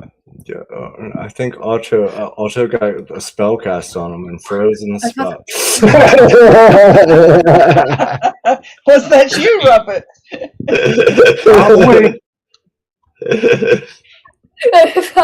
I actually thought that was a problem on my end. Well, I could always make a big forest fire I can to alert anyone that fly by. Yeah. If you want to play your action, then you can go ahead and take a roll, see if your action succeeds. You want to build a fire, which would have to do with agility. So you need at least an 11 to build your fire, whatever your roll plus your agility. So we build a fire? Oh, well, Robert said he wanted to build a fire. Sounds good. Robert, build a fire for us. No, see what happens. Roll. Okay, he's got to roll first, so we do have. Okay, yeah. I am allowing that. Okay. Just nighttime randomly. I am allowing that. Okay, so you want me to roll it? Yeah. Okay. Yeah. You can roll. Okay, so he rolled a d20 and got 14. With perception of 2. Agility. Or Agility. Agility of 1, that makes 15. So 15, does that mean a success then? I hear quantum in the distance. Yeah, my mic was muted. But yes, we have a rolling fire now below us. Now that Robert has done his magic and cast us a fire. Thank you, Robert. It was very nice of you. This is a very nice warm fire. By the fire, I'm gonna go ahead and take a look into the trail now that we have some light. So I'm gonna go ahead and take a roll and see if I can look around. And I won't be able to, so. No. Perhaps I should use some of my pirate abilities to take a gander at things. So that would be D20 plus perception, right? Yes. Yep. Okay, so I'm going to roll the D20. I got a 4. and I have a perception of 3, so 7. It sounds like I also have failed to see much of anything. Okay, I'm going to give it a go then. I'm going to try. Yay! Right, I'm rolling the dice. I want to look around. I'm very curious as to what's going on. I'm rolling here, and I get 20! Woo! Right. Oh my gosh, congratulations! It seems that you look around and you look closely at something in the distance. There seems to be a lake of some sorts. Would you like to explore? Yes, please. I very much would. You're going to explore it, okay? Did you say that? Yes. Yes, please. Okay. You may now explore, which is now confirmed as a pool. Can I stay back behind and let her venture on her own, Mason? Yeah, you have to. Yeah. So she has to go by herself. Okay, because I I'm have a to go by ninja. myself. Yeah, I'm Yep. a ninja. You're the only one with the roll that high. To stay in character as a ninja. Well, You're an archer. Yes, I know. And also, actually, by the way, something that you didn't notice about me is that I have a bear as well. He was in the wood and he was sleeping. But now that I'm going on my journey, he's coming with me because I don't go anywhere without protection. So we're going up this hill and we're seeing this beautiful, beautiful blue, calm lake. Do we have to see anything more about it? Is there a rope coming out of it tied to a tree? Oh, wow! I didn't notice that. Oh, But yes, actually, now that you mention it, over the other side there is, and it looks like there's a mansion behind it. My. Don't pull the rope too hard. Yeah, don't. I wouldn't touch that rope right now. The rope. Plug out. confused. All right, Mason. So she's at the lake. Does she need to do anything at the lake? She's standing there. She found the lake. She's in front of it. She sees the cross, and there's a rope tied to a tree that goes into the lake. Is there anything she needs to do? Is there any action here, or does she just go back to the fire? There is actually an action you can do here. It seems that this lake is actually deep enough for you to swim in, but the tree seems like it's being tied to the bottom of the pool somehow. Yes, I'm very wary of that. So, would you like to get in? Would you like to get in the water, Bob, or do you want to wait? I am going to for decline the companions? invitation. I know this thing of the girl who goes to swim, and I'm going to actually stay on the shore. Thank you. All right. I'm Okay, gonna see. okay. I'm gonna use my Okay. second action to go ahead and roll and see if I can join Bob there over at the lake. Okay. 6, 7, 8, and I won't be able to join you, Bob. I'm sorry. I'm gonna sit by the fire and have a beer. Well, good thing. Oh my gosh, okay, that is actually ridiculous. Come on, somebody who's brave enough to go for a swim, come join me. I be an old sea dog. I'll give it a try now. What need I roll here? I'm rolling. So imagine that you're just holding your breath. So I got a 12, and to that I There add. you go. What do I add that to Where this? you- Agility? You're already above with the 12. You need at least 11 to go. Oh, all right. So I'm able to join the archer at the lake, Lake Archer. And I see the lake, and I see the rope, and I see the tree, and I'm thinking, oh, it's a hot, sweaty day. I think I'll strip to me skivvies, staying proper, and take a little dive in and see where that rope goes, perhaps. So I think I'm going to dive into the lake. Be careful, see- Otto. Oh, now do I have to roll for this? No, it's a story Gravity. action. Yeah. So I'm gonna dive into the lake and see what I can see under there. But the water is turbid. I can't see much under here. It's but I can feel the rope. It's kind of slimy. But I'm pulling on it. All right, Mason, he dove in. What happens? Oh, what? Hold on, I can't hear. Hold on, what? Otto has dove into the lake. Does anything happen to him? Besides getting wet? No, nothing happens to him unless he swims in the lake. Something does happen, and that is the invention of two. The invention of? It is the invention of swimming too. Many pirates don't know how to swim. Had to teach me crew. They Take out didn't know. context, I dare you. Take that out of context. Please be careful of that rope.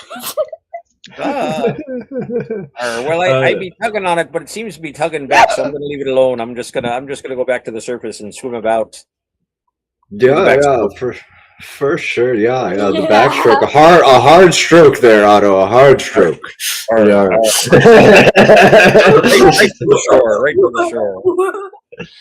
So I only have one action left this scene here, so I'm gonna go ahead and just chill by the fire and drink and save my last action for something else. If anybody else wants to play an action or do anything, I don't know how many you have left, but go for it. I'm going to stay with you.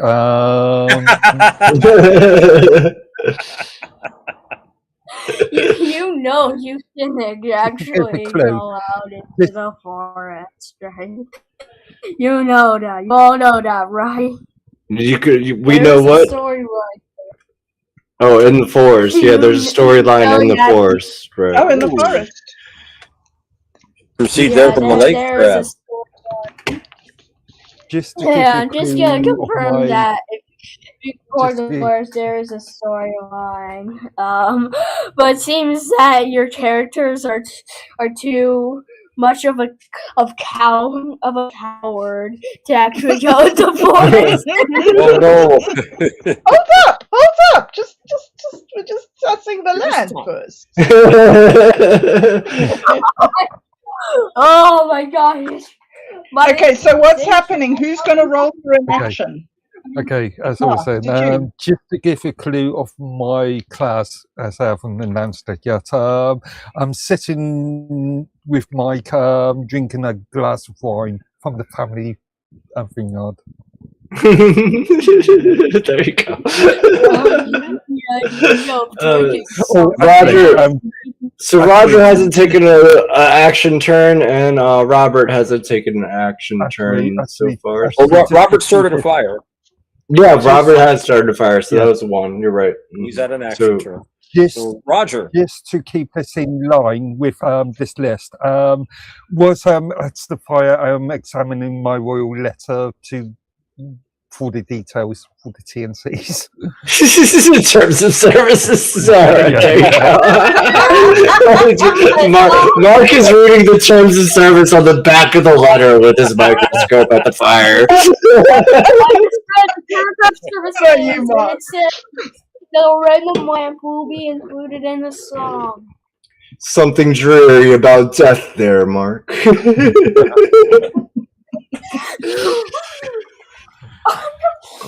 I love how almost everything here is just things I do not canonically confirm, and it's amazing.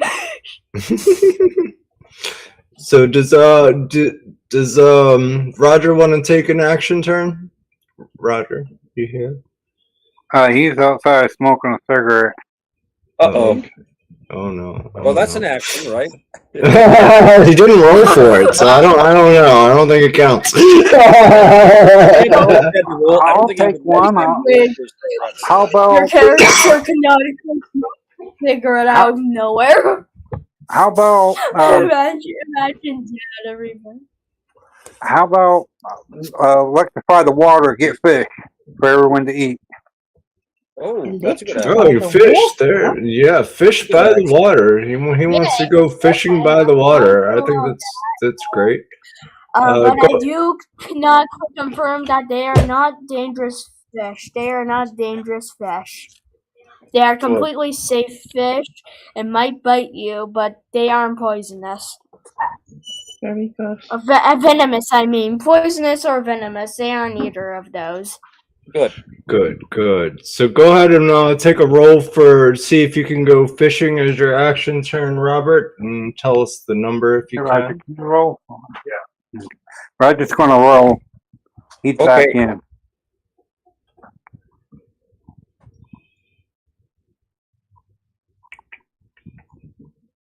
Why is silence emerging? Well, I'm a ninja. We're waiting. I'm a ninja. We're waiting for a roll. I'm a ninja. That's the way we roll. That's true. He rolled an 18. Now, Robert, you have to play in character with the voice and everything when you do this. Well, I'm gonna take a sip of water while we're at it. So that's an 18. Okay. My magical plan. So you get an 18, so you go ahead and you cast your line into the water, and you're going to catch us all some fish for dinner. We appreciate it. You're the only useful person here so far. That was a good sip of water. You know, fire to cook with and something to cook on it. That's pretty good, Robert. We appreciate it, Robert. It's been good. Yes, indeed. So who still has action turns left? I have one left. Otto. Roger needs to take an action. Yeah. Roger needs to take an action. Roger, take an action, Mr. Ninja. I'm a ninja. For ninjas only move when a ninja chooses to move. My goodness. Roger, play. Okay. Rules. I roll, and I have my. Let me do it. I have an 8. What are you trying to do? I don't know, to be honest. Oh, he doesn't know. Okay, all right. Well, random. I want to hide in the trees. You want to hide in the trees. All right. So what is your stealth there, Mr. 8?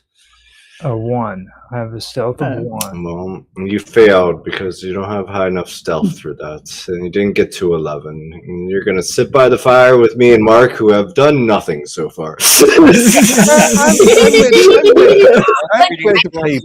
Drink cans of beer. Done nothing but. I did get to introduce myself, though. Apparently, we get to eat fish too. Yeah. Well, somebody has to cook the fish. Somebody will need to roll to see if they can cook the fish. You're busy checking out the lake, remember? Okay, I've finished checking out the lake, and I want to take another action. Great. I do need to confirm something. While you were just chilling out in the lake, you did in fact spot a random trap door at the bottom of the lake. Ooh. And it seems that the rope is actually from the tree is actually connected to the trap door. Oh man. I want to say that before you take an action, since I want to say that before any actions come, because that is basically what starts this whole line of events. Now, Bob, should the two of us try to pull on the rope? Between the two of us, we might be able to do it. Can we combine strengths? I don't know if I can. I have had bad experiences with ropes before, Otto. Yes. How can we pull this rope out, just in case? What if it drains the entire lake, and then the story's over? Let me ask. We might find the stuff on the bottom of the lake. Canonically confirm it does not do that. It does not do that. Fine. Then I would like to take a roll to see if I can. The water is stationary. Okay. I gotta ask something too. Is Bob Dub within proximity of Otto to where Otto knows of what she just seen, or does she have to go back? Yeah. Otto and Bob are together, and me and Mark are together by the fire. No, I'm with you too because I couldn't jump up. Yeah. So all three of us are by the fire, and then Robert has just caught some fish, and he's bringing them over. So we're good to go. I don't want to do nothing. You guys have fun. Hey, I got an idea for you guys. I have an ability to work my magic. I can make a whirlpool where it opens up above the door. Oh. Well, there you go. Some cast some magic to open the door. Would you have one action left, I believe. Do you want to use it for that roll? Yeah. Alrighty. Cool. So okay, let me go ahead and roll for him. And he's the big roller tonight. he's done everything so far. He just rolled a 20. Yeah, there we go. So he goes ahead and casts his magic, and big whirlpool forms over the door, and it's gonna go ahead and open. So magic, Mason, what happens now that the door's open? Otto and Bob can go through it. Are you two gonna go ahead and go through the door? Yeah. Okay. Below the trap door, there is an empty white room with a suitable door, another door for safety.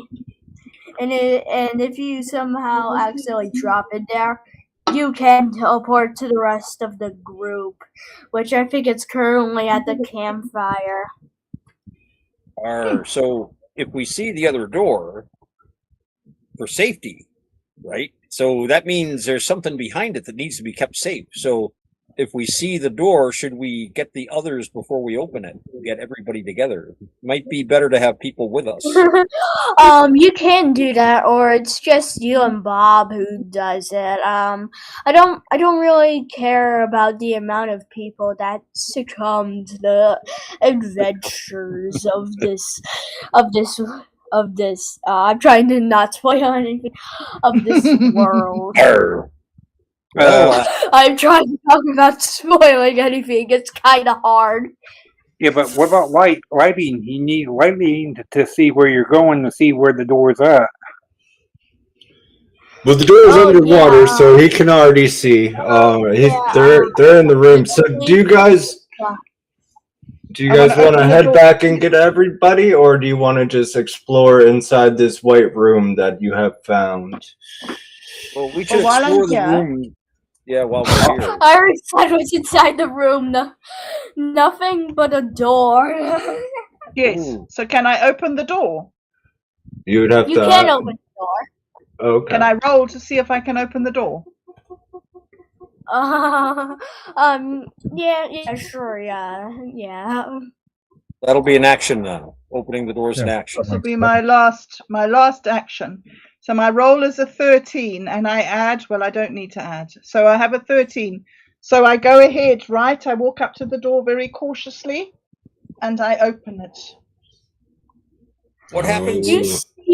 You see, after you open the door, you see a giant piece of meat. And then it just slams right within your reach, but doesn't hurt you. It then goes all the way back to the end of the hallway, with empty spaces in the hallway being revealed. On the sides. Well, am I down there in that room? You definitely can be, Robert, because you cast a spell to open the door, so you can be in there. So I can make my own, I can teleport through then. Well, the door's open. Try really, if you try hard.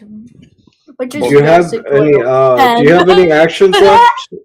Because you only get 3. Yeah, I think that was your last action, was opening the door, Robert. Yeah. Oh yeah. I think Bob used up her actions too, I think, right, Bob? Yeah. Have I used any actions yet? No. Oh, Mark, then no. Some actions. Oh yes, you examined the terms of service, Mark.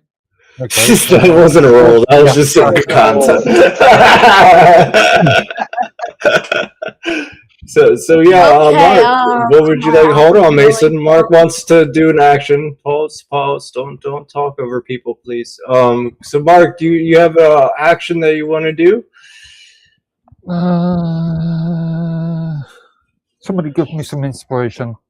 Come and see what's Well, you have two people in a hallway with a piece of meat underwater. I'm sitting by the campfire. We have three people underwater in a room. Robert's there, Otto and Bob. They've just found a white room with a door.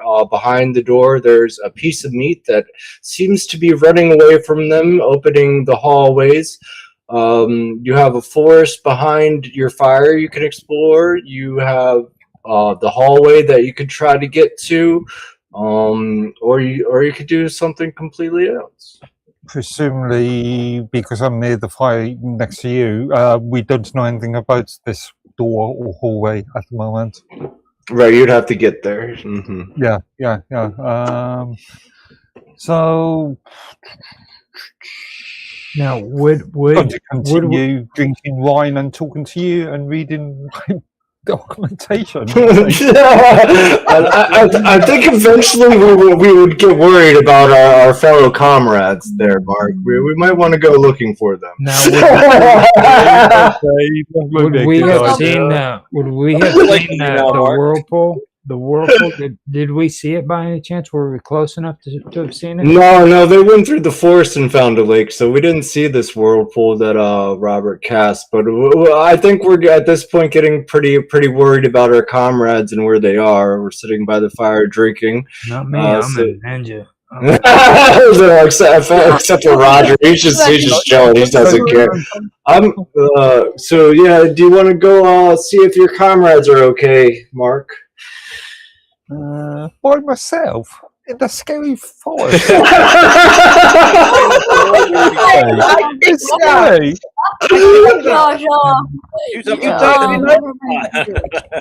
I will only agree if I can take either you or Roger with me.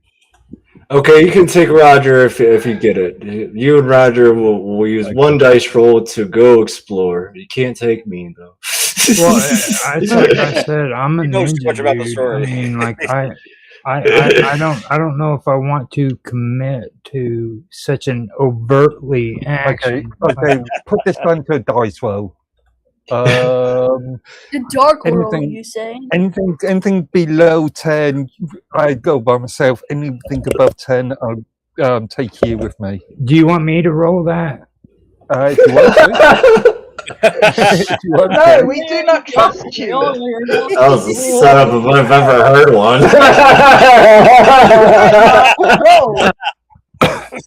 Okay, I'm going to roll. Let's give that decision to the dungeon master, because that's his place to decide, because it's technically my action. Okay.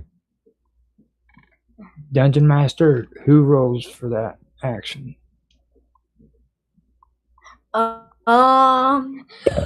Okay.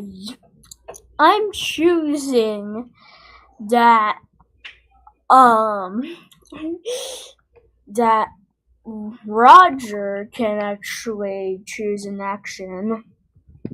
Okay, so I choose the action if I go or not. So if yeah. So, Okay. all right, so you're gonna roll, Mark? You're gonna go by yourself, or you're gonna just chill by the fire? Adventure. I mean, you could go by yourself, but you have to go with your comrades if you really want to survive. Because, there's some stuff there that you need to be really careful of. I can roll to see if I want to go if you want me to, and then let's say 10. 10 or under. You join 10 or 11 and above. You don't. Well, that's the dungeon master's responsibility. So, like, if I'll do the roll, see what the number is, and ask him, and see if he approves. Sound good? Yep. Come on. Yep. A roll away, a roll away. Sorry. In the jungle. I have rolled a 3. No. That means you have to go. You can't resist Mark's urging. That's right. You have to go with Mark. What is he? Is he like just a English? We don't know what Mark is. He didn't get a chance to introduce himself because he rolled too low. So you're just going with Mark. You don't know his class. I don't even think he got to say his character name. So you're just going with this random guy into the woods. This goes so. Random stranger at the mall who asks you to give you candy. That's basically a comparison. This doesn't even fit my role. And even weirder, it could be a person that you've known for at least half a year and you don't even remember. Like, okay. I don't even. I mean, this doesn't even fit my character profile. I'm a ninja. Yeah, so you can sneak through the forest with Mark. It'll be very stealthy through the forest. Don't You worry. can sneak behind Mark to see what he's doing. Or I can't There even you climb go. a tree, man. Come on, seriously.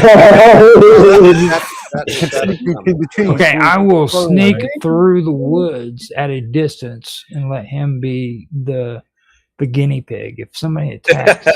There you go. There you go.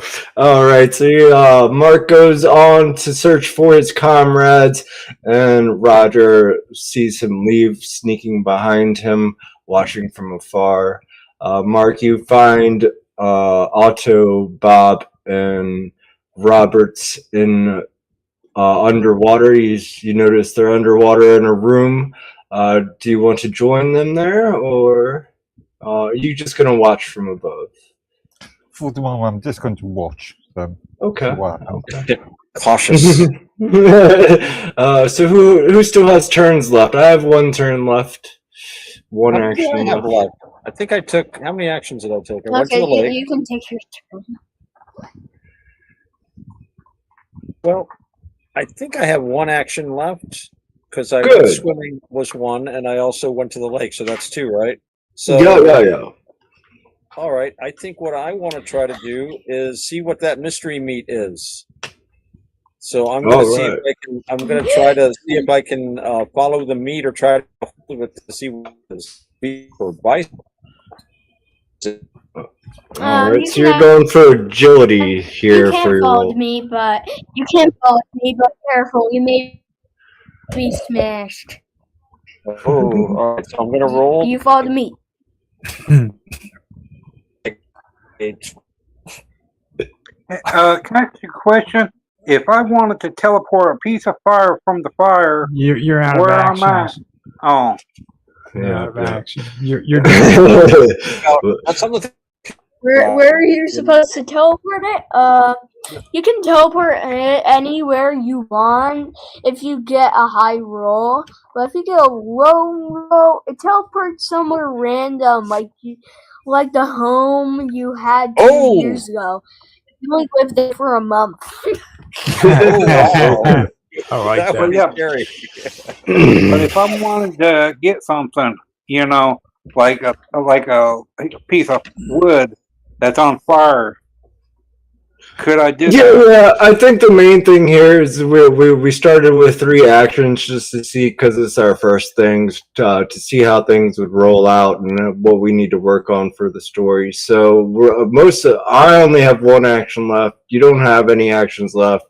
Roger has 2 actions left, and I think Otto, did you roll for your action? It looks like you're. Yes, I got a 13, so I'm all out of actions. I was going to try to see if I could get a hold, see what that meat is. So I was going to chase. Yeah. So you rolled high enough to chase the meat.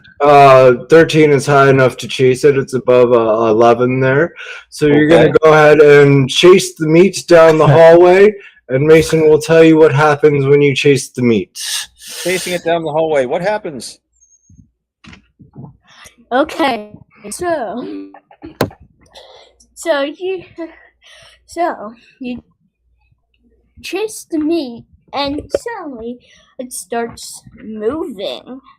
Uh-oh. It starts moving towards you slowly. for some reason, and like your expectations. And then, unfortunately, you damage. What? I what? You what? We didn't hear that, dude. I vanish? Oh my gosh, okay. You take damage. Oh, I take damage. Oh, you take damage. Okay. All right. So you got 10 health. How much damage did he take? Because,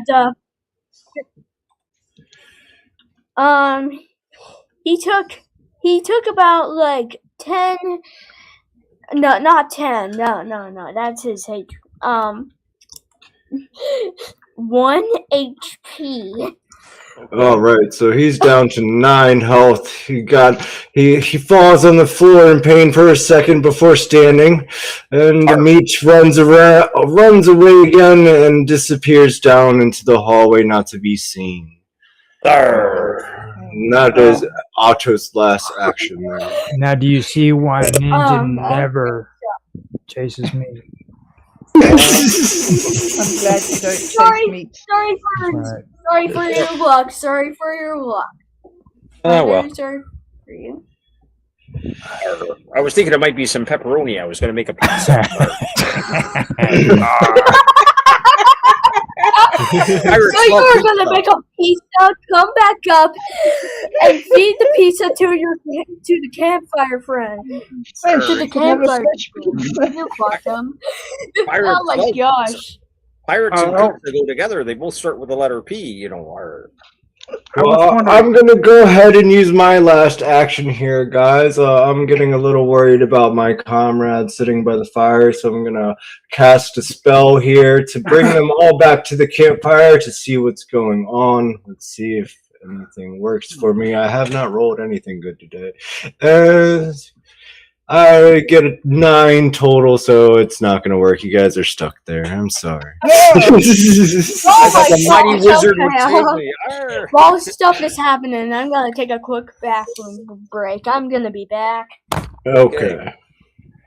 Well, the only thing that we've got left to do is then that Roger has got 2 moves. 2 moves. Yep, Roger's got 2 moves left. Mark, you have how many moves left? I think 2 as well.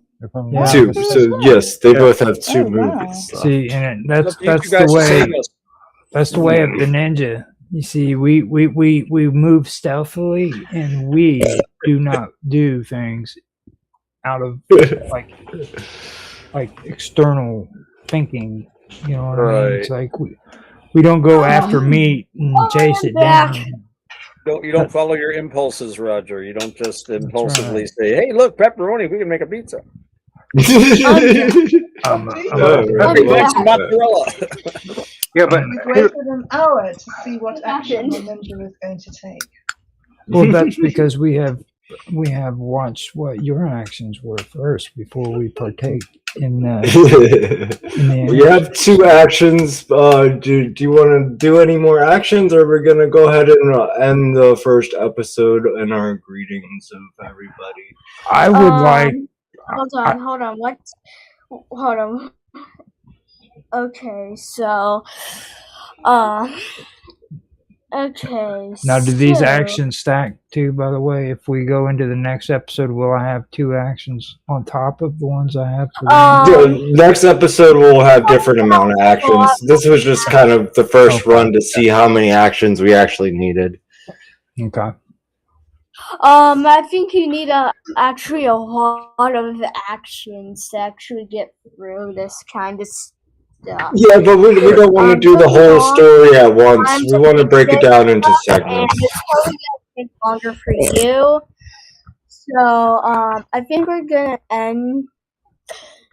end this was a magnificent here story too, by the way, Mason. And I think episode 2 is gonna leave off where you left off in episode 1. Okay. Sounds good.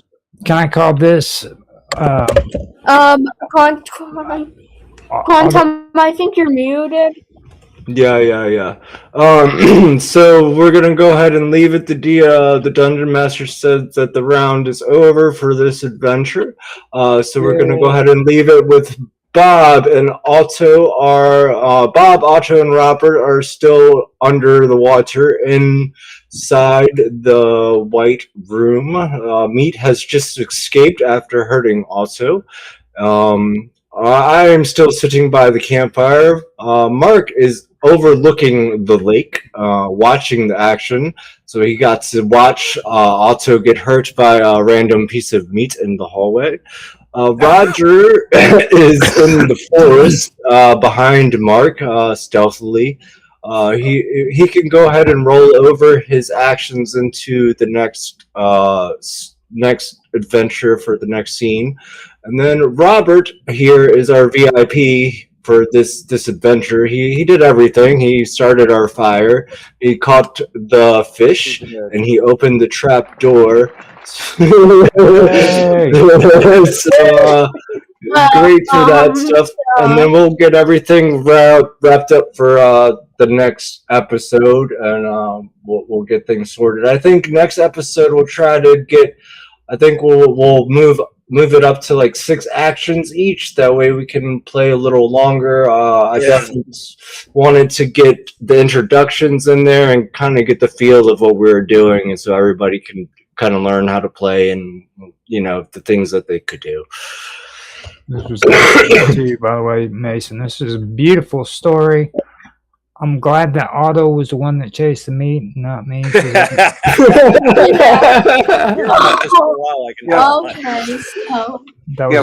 thank you.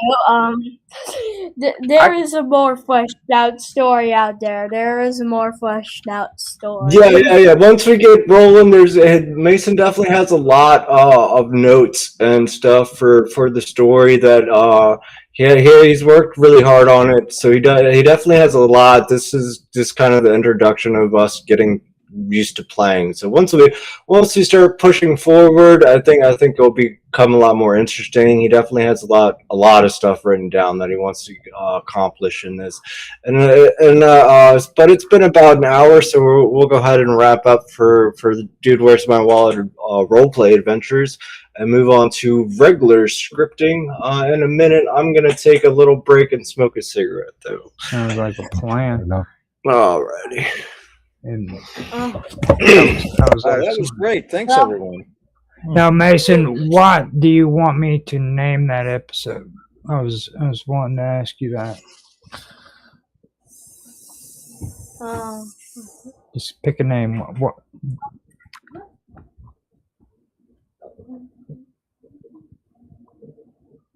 I edit it and make it into episodes. Just call it an introduction episode or something. Well, it's got to be something cool, like the great meat. Not the arrival. The great meat. No, chasing of thy meat. No. Oh, tusk. How about the arrival? The arrival. The White Room. Yeah. That's a song by Procol Harum, right? In the White Room with black. That's good. That was Procol Harum, wasn't it? Yeah. Yeah. Yeah. Robin Trower was their guitar player back then. Yeah. So we know that Otto is a pirate, and we know that Roger. Go out for bye. Okay. I'm good. Mason, thanks so much.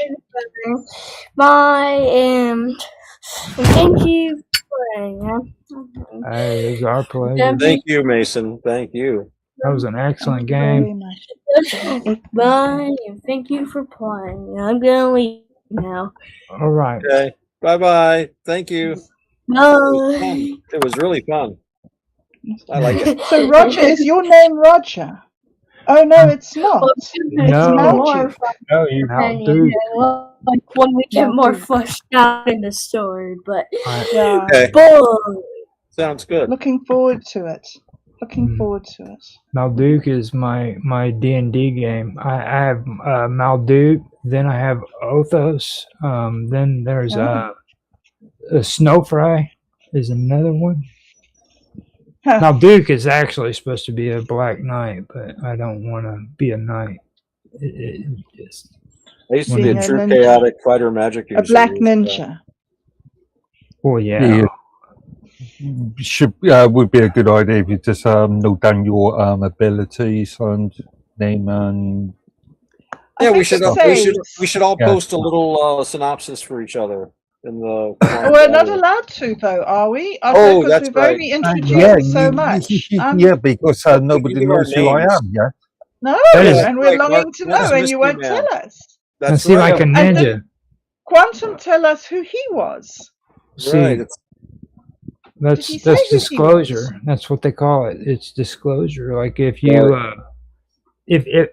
if you turn around and you follow somebody that you don't know, like if as a DM, like in the newer ones, like if you follow them and you're like a ninja, then that goes out of character because a ninja would never follow a stranger faithfully. You know what I mean? And you can get points from your dungeon master for doing the right thing according to character, which is kind of cool. But not everybody plays by that way. But then, like if Otto plays and he sounds like a pirate, then he could get points for that. And then Mark, whatever he's doing, he can get points for whatever his character is if he sounds like it. And then, like, I'm a ninja, so I've got to be a ninjas sound mysterious. I'm very mysterious. How would you do that with my guy? You would have to play as a nerdy alchemist magician because, like, they're sophisticated. You know what I mean? They're not brood. They're not like they're not muscle bound. You know what I mean? So you would have to sound intelligent. You'd have to carry yourself like a person who's very educated in alchemy, chemistry. And also, and I think, Robert's really on the ball though, because he's, an alchemist is real practical, and Robert kept thinking of practical things to do, like teleport some fire, like a burning stick. But then I like what Mason said: if you don't roll high enough, the fire could appear like in your house or something, or someplace you don't want it. That's burn a good touch. Burn down a house you had like 20 years ago, dude. Or you're like, where'd that fire go? And you see a haystack burning in the field and all the farmers running around. What happened? So that's pretty. That's unique, believe it or not. I've never heard anybody introduce that into a game before. That's pretty unique. Good. Yeah. But Robert's staying with the practical stuff, which I think is what an alchemist would do. And that.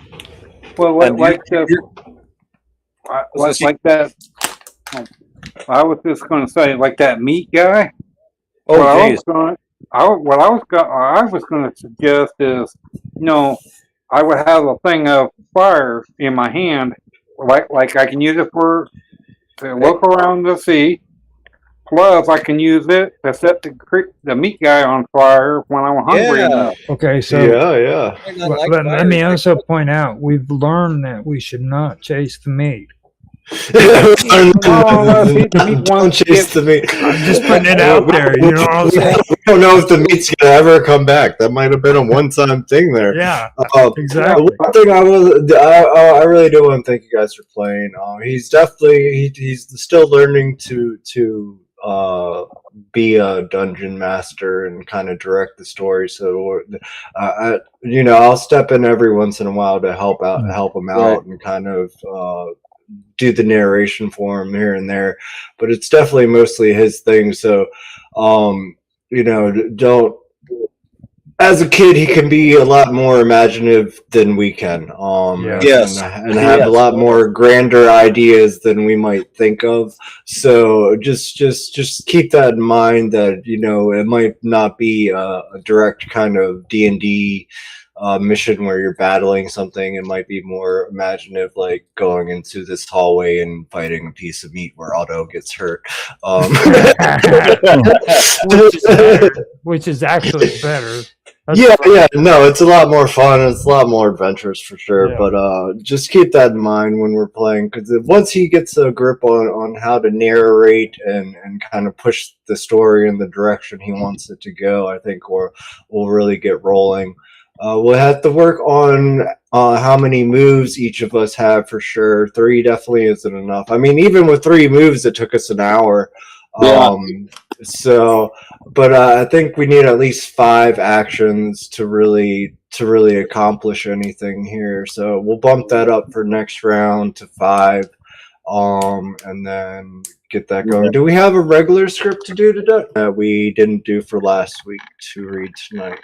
So why don't we start with Roger's stuff, and then we'll go into the ads, and then we'll go into the script, and that should probably wind down the night there. Okay. Now, if you want, we could hold off on this one and just do it for like backup. You know what I mean? Because it's like last week. Yeah. Whatever you're fine with. I don't want to. I've been talking to Bob a lot about making sure other people get a chance to have their scripts read and stuff, and putting other people's work into the shows. But yeah, we can do the ads first, then the script we missed last week, and then we'll round out with Rogers. Okay. I mean, I can hold off on that. That's what I'm saying. If we need it. Yeah. We'll see what time it is when we're done the ads and the regular stuff. Yeah. So I'm gonna mute out real quick. Sure, Bob. So Bob, if you could post the ad scripts here when you get a chance, and we'll start with those. I'll be right back. All right, are we going to do them one by one, or shall I post all 3? Well, we'll do them one by one, but you can post all 3. Yes post and yes. 3. All right, here is the first one.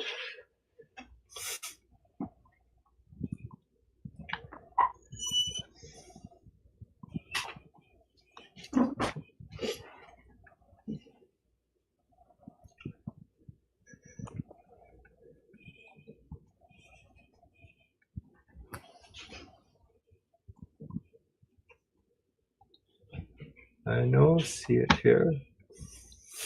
You don't? Oh, I'm in. You posted to Jitsi chat? Ye old. Oh no, I posted it into. Here. Yes, Jitsi.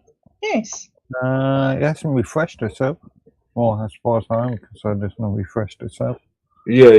I don't. I see Otto's clap, and that's the last thing I see in here. How bizarre. Okay, Stick in elements if you're having problems. Oh no. That's so weird. Yeah. Stick in elements if you're having problems there. Okay, I'll stick it in elements.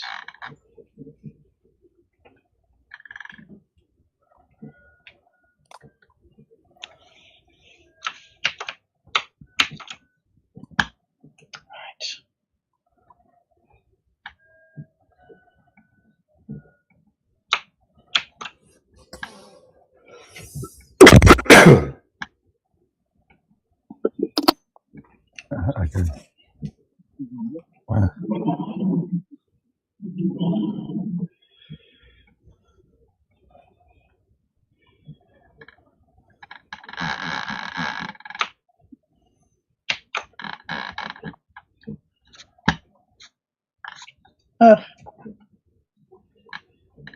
Yeah, I hate when I do that too.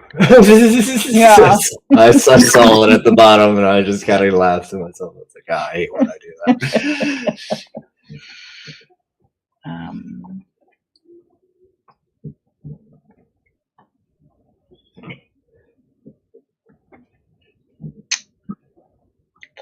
What's wrong, naturally? I don't know.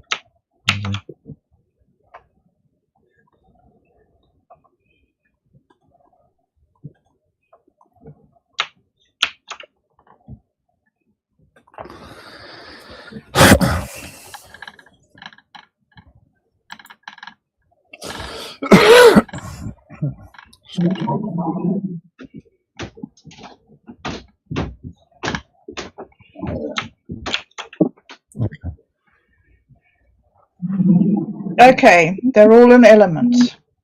Okay. Do we want them here, or can everybody see element already? I've got the first two here. I've got the space honey and the coal miners.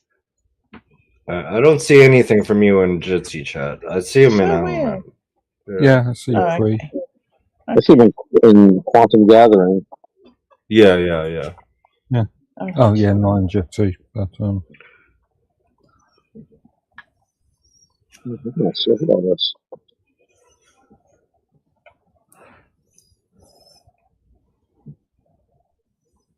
And then what is the one that we didn't do last week? I can't remember which one it was. That was the one I edited.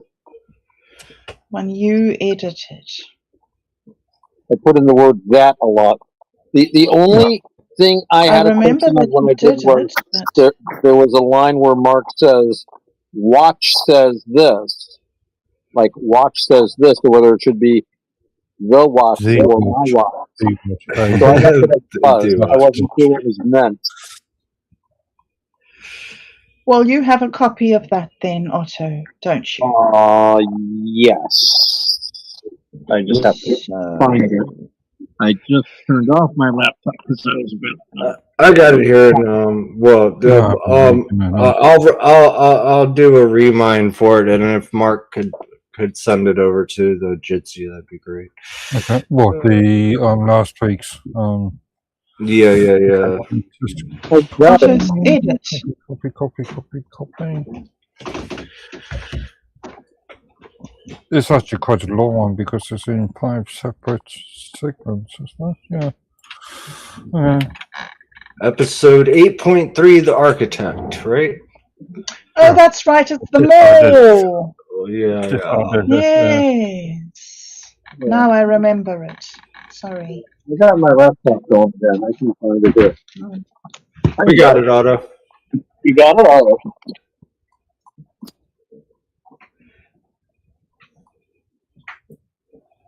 All right. I see Mark's post here, so good. There we go.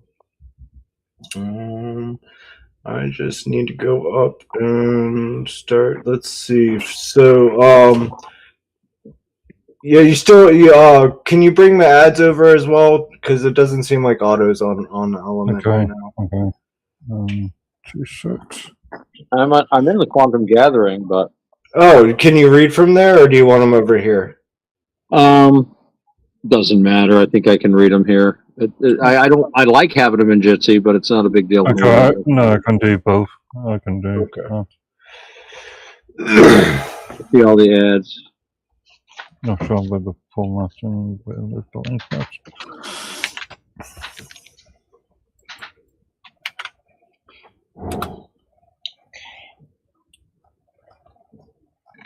Just copy them as one block.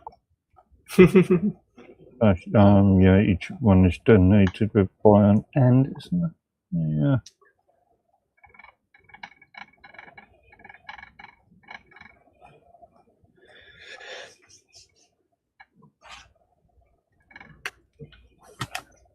Yeah, but the number of points that didn't come out. That might happen. Just because you were using a 3 more table or something.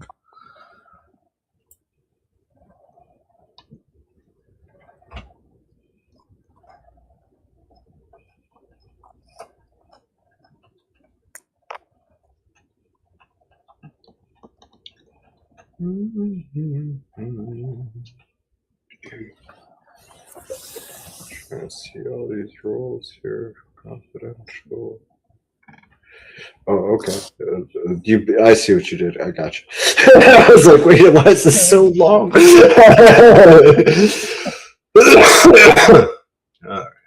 All right. So we can. Echoing Otto.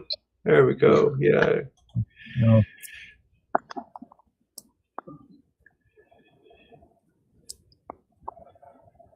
All right, so first advert, we have, how many people do we have for this? 1, 2, 3. We have a confidential informant. I think Mark would be really good as confidential informant. We have an interviewer. Anybody wants to be an interviewer? Bob, I think that would be you, right? You want to be an interviewer? Okay. Okay. Let's see. We have a system voice. Roger or Otto? Roger? Otto?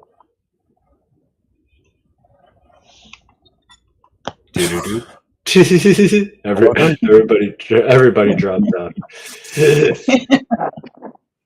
I think that's the last roll, is that one. Yeah, so system voices seems to be the last one here that we need. So either Roger or Otto can do that one.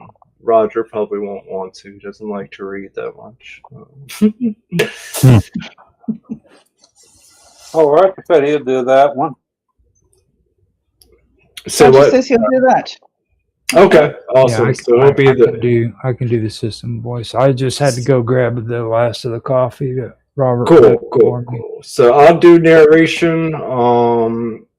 Mark, you're the confidential informant. Bob, you have interviewer, and Roger, you're going to be the system. So we'll go ahead and start from the top. Everybody ready? Everybody good? Hold on. Yes. I might not be. Hold on. All right.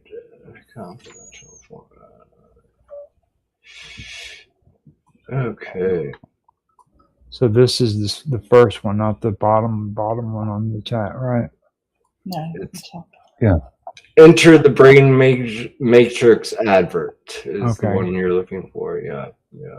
So actually, there's no narration here. It just starts with the confidential informant. So whenever you're ready, Mark. Okay. Steps one, blah blah blah. Smell.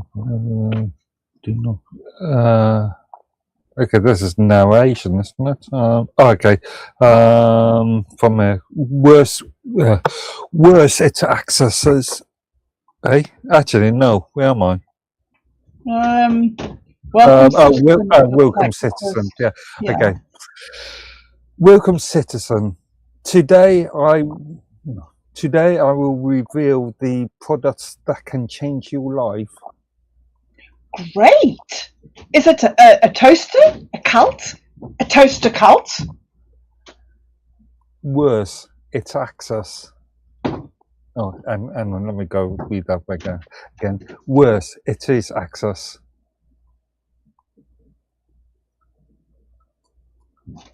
Okay. A Tali hologram pops up. Brain dimension. Real world channeling capability. The brain dimensions. The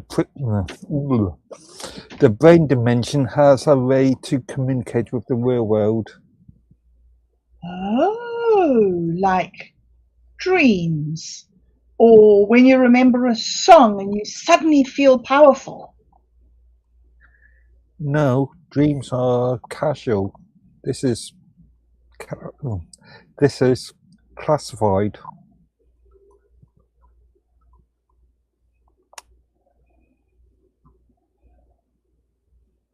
Roger? I'm still trying to find out where the script is. Is it on Skype or is it on Jitsi? It's on both. It's both on Jitsi and on Elements. It says darkness stretches in every direction, wind roars. You're looking for please stop using citizen. Yeah, it's not here. This first one, it says Bob's is the green talking cat whose colors shift to warm of mistakes. You're way below that one. Okay. To the next post underneath. The one that's dated 32 minutes past. Okay. Or time. Elements. Okay. Confidential informant host Ernest. Yep, that one. So you're looking for the first systems role, the first time system talks. Let me see. Which is the please stop using citizen. Okay. Stop stealing my part. Okay, here we go. Mark's trying to steal my part. You hear that? I'm just giving you a okay. Okay. Let me do this. So here we go. No, dreams are casual. This is classified. Nope, next line. Your system. Sorry. How does it feel? You steal my part, right? Okay. Please stop using citizen. Use customer. Confidential information. Live demo. Comedy escalation. The informant produces a device the size of a stapler. The Meatrix keycard. Unverified. This keycard opens the brain matrix. Sure. And this pen opens the portal to evidence.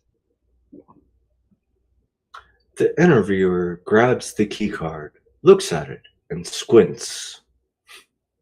It's blank. It has no markings. It looks like it was made in a dream and then forgotten. Markings are unnecessary. The information is inside you. So the product does nothing until I emotionally support it. Got it. Let me get this straight. Your classified agent says brain dimension communication is real. They point at the informant's folder. And the proof is vibes and a folder that says, do not think about this. That's because the truth is dangerous. Dangerous to whom? The government? Or your own credibility? I just wanted to say, you can't handle the truth. That famous line. Okay. Both. Mostly both. Credibility may degrade with use. Perfect. A product that degrades credibility. Like a phone plan, but for your brain. The informant presses the button. The room lights flicker. A screen shows text glitching like it's trying to translate alien thoughts. On screen, real world channel connecting. Then sender, you. Then message. Bye now. So the brain matrix is just sending marketing emails from inside your head. No. No, it's communicating across. No, it's communicating across dimensions. Across dimensions? Into the exact same place you keep finding ads. The informant starts listing features like it's tech review, but everything is very suspicious. With Brain Matrix, you get classified updates from the speak English, Mark. Classified updates from the brain dimension, real-world influence through interpretive signals, and a chance to feel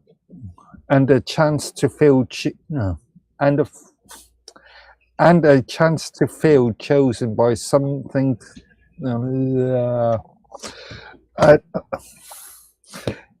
and a chance to feel chosen by something that definitely cannot be altered. So it's like astrology, but with worse paperwork. Astrology is not included. Paperwork is included. The paperwork is included. That's not comforting. That's a red flag and a trench coat. The informant points at the glowing sign behind them. Enter the brain matrix. Join now, enter the matrix, and let the brain dimension speak to the real world. Yes. And if the brain matrix contacts you, please do not respond with your credit card number, your deepest fears, or that weird password you used in 2017. Just sign up now. He says, sign up, like that's not the most suspicious phrase in the universe. A medical notice style card slams into a medical notice style card slams into the frame. The on-screen text reads, brain dimension, communication, conceptual, classified into metaphor. Side effects include increased suspicion, unexplained confidence, instant belief in glowing trench coats. For best results, consult your interviewer. Do not consult me. I'm already consulting myself. Enter the brain matrix. Please don't. Or do. I can't stop you. I'm just a joke-shaped skeptic. And cut. Yeah, and one done. I'm done. Now, All casting call for 2. Yes, on to 2. Space Call. Is Otto back? Is Otto here? He Drop out. He might be. I am here. I'm, Okay, yeah. I'm here. So we have a host. I'll go ahead and be the host for this one. Let's see. We have a warehouse announcer and a safety drone, it looks like. So anybody wants to be the warehouse announcer? Roger? Well, Mark would No? be a better robotic and indifferent voice than what I would. Okay. He plays really good death, just so you know. Yes, he does that well. So I mean, on that one, it would probably be best that he does that one. Okay. Okay, so you want to be the safety drone, or you want Otto to do the safety drone this Yeah, time? I can do the safety drum. Chirpy is probably the best thing for me. All right, so Otto, we'll have you be the narrator, so you're going to read the parts that don't have any actual roles. Okay, is this the Quantum Gathering? This is just an ad. Yeah, this is just an ad. This ad's for Mint Me, I believe that we're. All right. So, the script is it in the Quantum Gathering or is it in the Jitsi? Both. It's both. Both. Jitsi is easier right now. Let's find it here. I had all kinds of wacky stuff happening here today. I've got not this frame, but I've got a shitload of stuff. I'm doing housework while this is happening because I have to get the place ready. My employer is returning unexpectedly early tomorrow, so the Unsquealed Real World Channel Connecting. Is that the one? It's the last post. The last post in the feed at the very bottom. The title, because he posted all 3 ads in one long script. So you're looking for title Space Coal Miners Need. Okay, hang on. Should be needed, but we have typos here. It's the very last thing posted? Yeah, you're about halfway down through it, where it says Space Coal Miners. Magic Space Honey, just above that. Yep, it should be above that one. Magic Space Honey, that sounds interesting. That's the next one. That's all Bob. That's Bob's roles. So that's why I've been pushing Bob away, because she's got the honey to do. I would take Magic Space Honey and just smear it all over my body, dude. Magic Space Honey, dude. Seriously, think about it. Wouldn't you? Yeah. Well, then the magic space ants arrive. Oh, wow. That was an old thing. They used to smear people with honey, tie them down in the sun, and release the ants. I would never do. I didn't even think about that. Yeah, you gotta be. All right, so is this space coal miners need? Yeah. Okay. Yep. And I'm doing the narration. Warehouse announcer, and then Roger's going to be the safety drone, and I'll take the host for this one. All right. So what am I doing? Warehouse announcer? Yeah. Yep. Oh, okay. I thought Mark was doing that. No. Yeah. No. I'm doing that one. No. Oh, am I wrong? Hold on. No, he's not doing warehouse announcer. Mark's doing warehouse. Otto, you're doing the narration. Oh, narration. I'm sorry. Yep. Okay, that's what I thought. All right. Ready? Yep. I'm ready. Okay.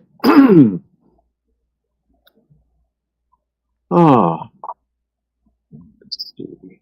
Dude, where's my wallet? Space coal miners need. Needed. Sorry, it's a typo, Otto. Space coal miners needed. So here we go. The exterior of an intergalactic job fair. Brain dimension volcano. Daytime. A towering space volcano labeled Brain Dimension Mining Zone spews glittery smoke. Overhead, a huge sign flashes, Space coal miners needed. The job ad person jogs into frame holding a clipboard and wearing a hard hat with a name tag that reads, Definitely a real hiring manager. Hello! Are you looking for a job that really tests your cognitive mettle? Do you want long hours, hard work, low pay, and absolutely thrilling danger? Then, buddy, we've got a career for you. A spotlight hits the ground. A tiny printer spits out pamphlets that say, Welcome to your new problem. Please remain calm. You are not allowed to remain calm. The host leads us to a portal shaped like a drill bit. We just found a brand new coal mine deep in the space volcano of the Brain Dimension. The portal. Oh, sorry. Yep. No space. The portal open. Inside, rock that looks like it's made of thoughts. Every time someone coughs, the rocks briefly show a confused face. See that? That's fresh cognitive carbon. It's premium and also somehow judgmental. Safety is important. Please ignore that beep. Then it immediately flies into a wall. The host flips through the clipboard with increasing confidence. Your position? A space coal miner. The location? The space volcano Brain Dimension. Schedule? Long hours. Work type? Very hard. Compensation? Quite low. Benefits? Danger. Danger is subject to availability and or mood of the volcano. A series of cuts, each more absurd than the last. You'll mine coal using this. It's small because funding is also quite small. A miner in a helmet gets blasted by a plume of steam that forms the word remember for half a second. A time clock shows clocked in, emotions unprocessed. We don't do overtime. We do eternity-adjacent shifts. Eternity adjacent is defined as until you learn something you didn't ask to learn. The host leans forward, lowering their voice like it's inspiring. Now, I know what you're thinking. Low pay, dangerous, long hours in space, volcano Brain Dimension? Exactly! That's why it's hiring! A huge gong sounds. The volcano answers with a rumble, like it's laughing.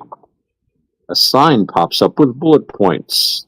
On-screen text says, Is this safe? No. Is this worth it?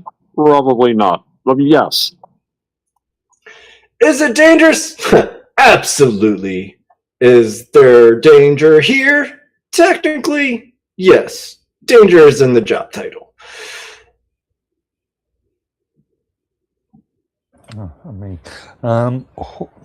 All hazards are pre-approved by the all hazards are I can say approved. All hazards are pre-approved by the brain's dimensions. Try it again.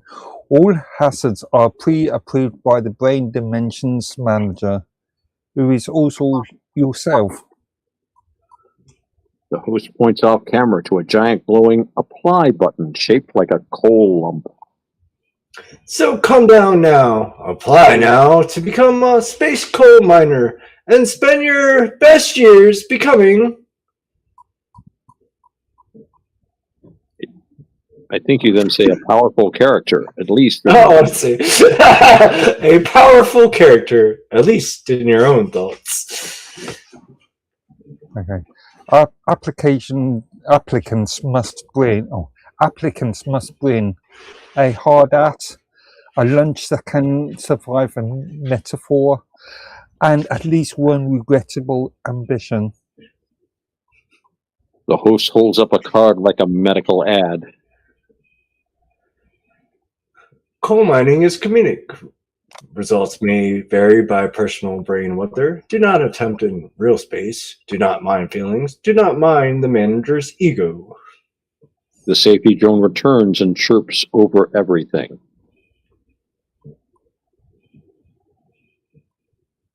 Safety drone. Oh, sorry, I was muted. You take no responsibility for sudden character development. On-screen text. Big. Wait, no, that's not. I don't read that, do I? Yeah, in space. On the screen, the text says in large letters, "Space coal miners need hard work, low pay, dangerous payoff. Apply today, or tomorrow's version of you will." www. It's just going to be the video link there to go to do it with my wallet.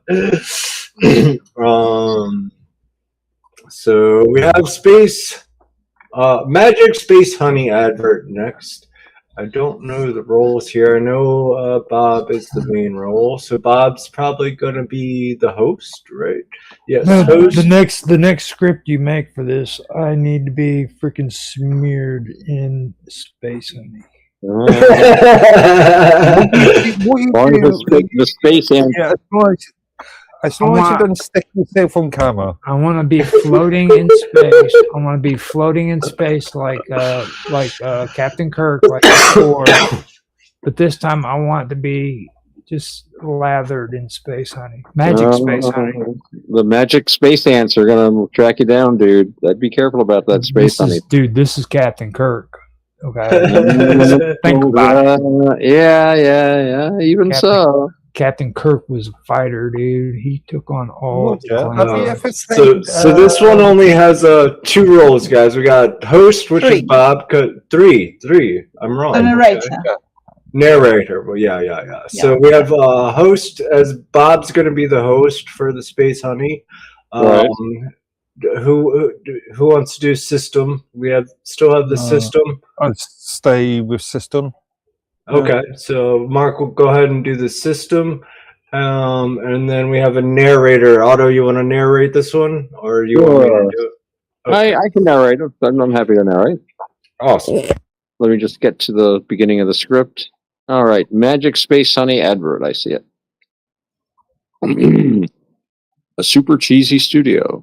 A glowing display reads, "Magic Space Honey." The as seen on TV person holds up a shimmering mason jar that's clearly doing too much. Hi. Are you tired of boring breakfasts? And even worse, stardust access? Then you need Magic Space Honey.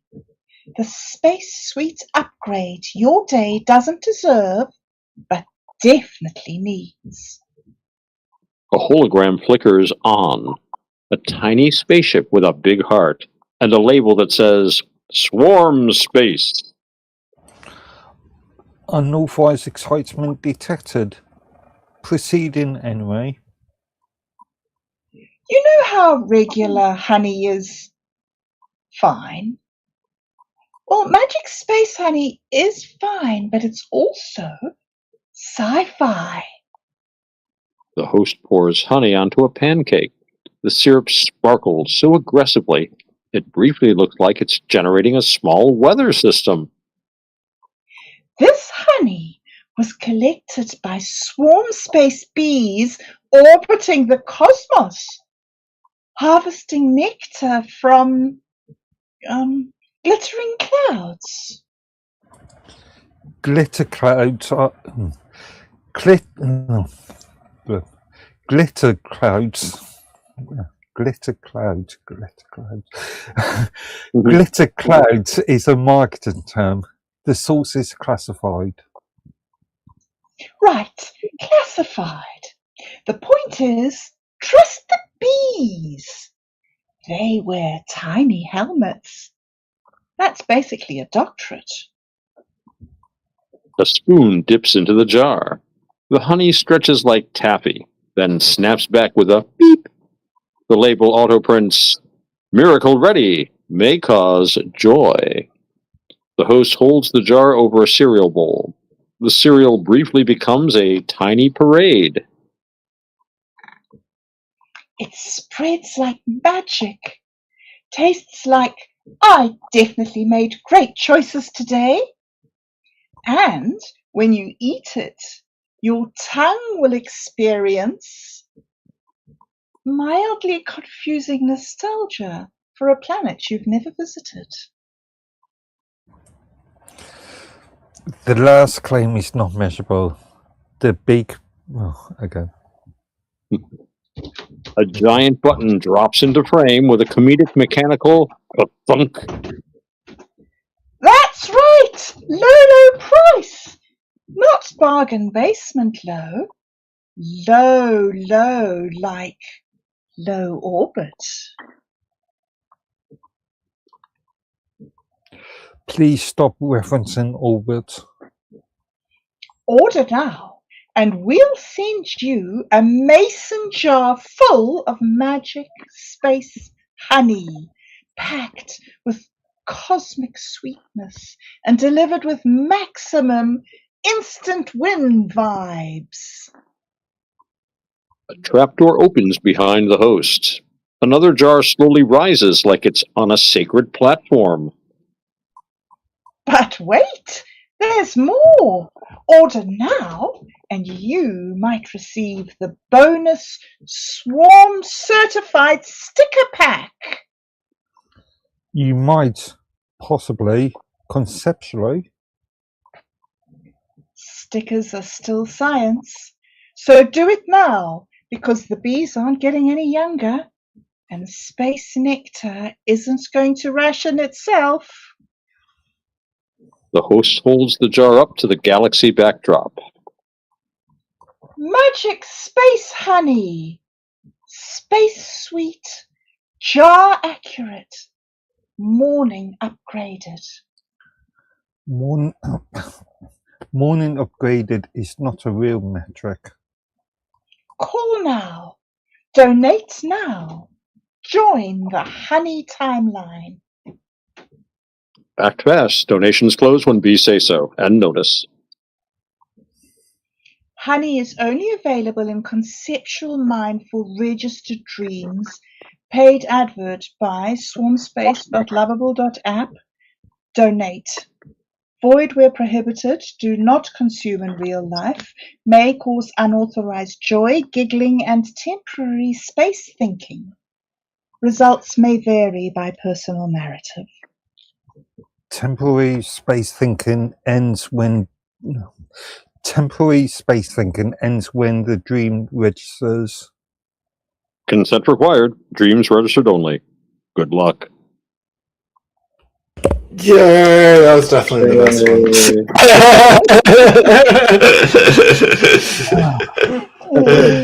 It was fun. And then we have 3 ads, Bob. Look at that. Wonderful, wonderful ads. You just have to remember to put the links in the videos. Yes. Yeah. Absolutely, will do. Put them down in the description too, just so you know. Yeah, right. Yeah. All right. So we have the script, the architect script. Dude, where's my wallet? 8.3, the architect. We have Bob. Bob has the role, and we know who Bob is. Mark, Mike, Otto. So everybody has their own role, and we have an architect as well, which will, I don't know, who anybody feel up for doing a voice for the architect?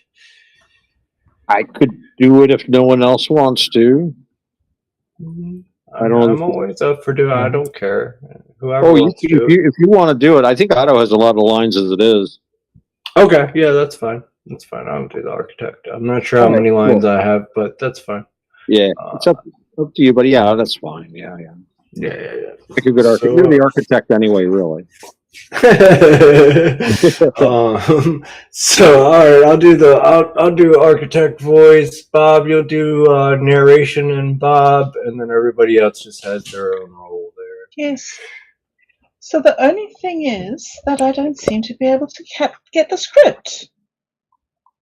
It says, dude, where's my wallet? Remind in Jitsi.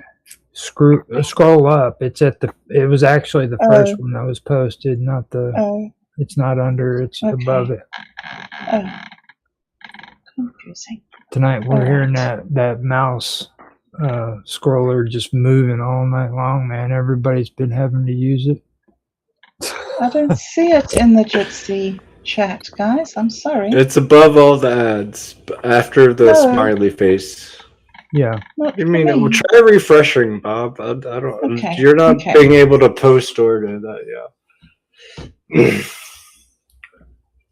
Boy, this is a good time to step away and make some coffee because my brother had just selfishly drank every single bit of coffee that was in there. Oh. So you could have fresh coffee. How thoughtful of him. Now you get to have a fresh pot. That's thoughtful. He probably fell asleep. After all that coffee?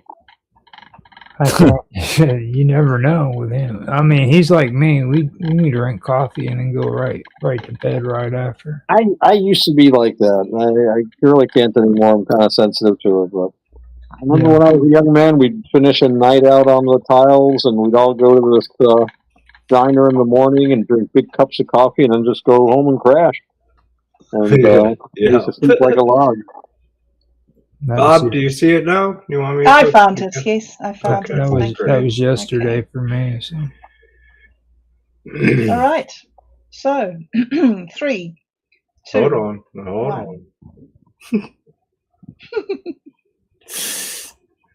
I was in the middle of making sure of the wrong thing here. Go ahead. You're good. Go ahead. I'm ready. Okay. All right. 3, 2, 1. Dude, where's my wallet? The Mall. Episode 8.3. The Architect.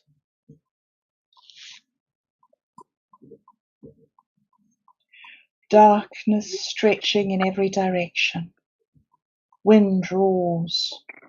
The group tumbles, weightless, screaming in 5 distinct registers. Come on. Reality is not letting me root access it. This is your fault. All of this. I don't even know why it is your fault, but it's your fault. I'm actively saving your life right now, Bob. Well, save it faster. The watch say... Oh. Sorry. Wait, hold on. Oh, it's me. Bob's fur flashes red.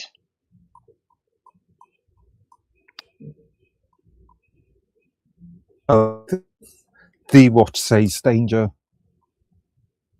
No kidding. It has said danger since we... It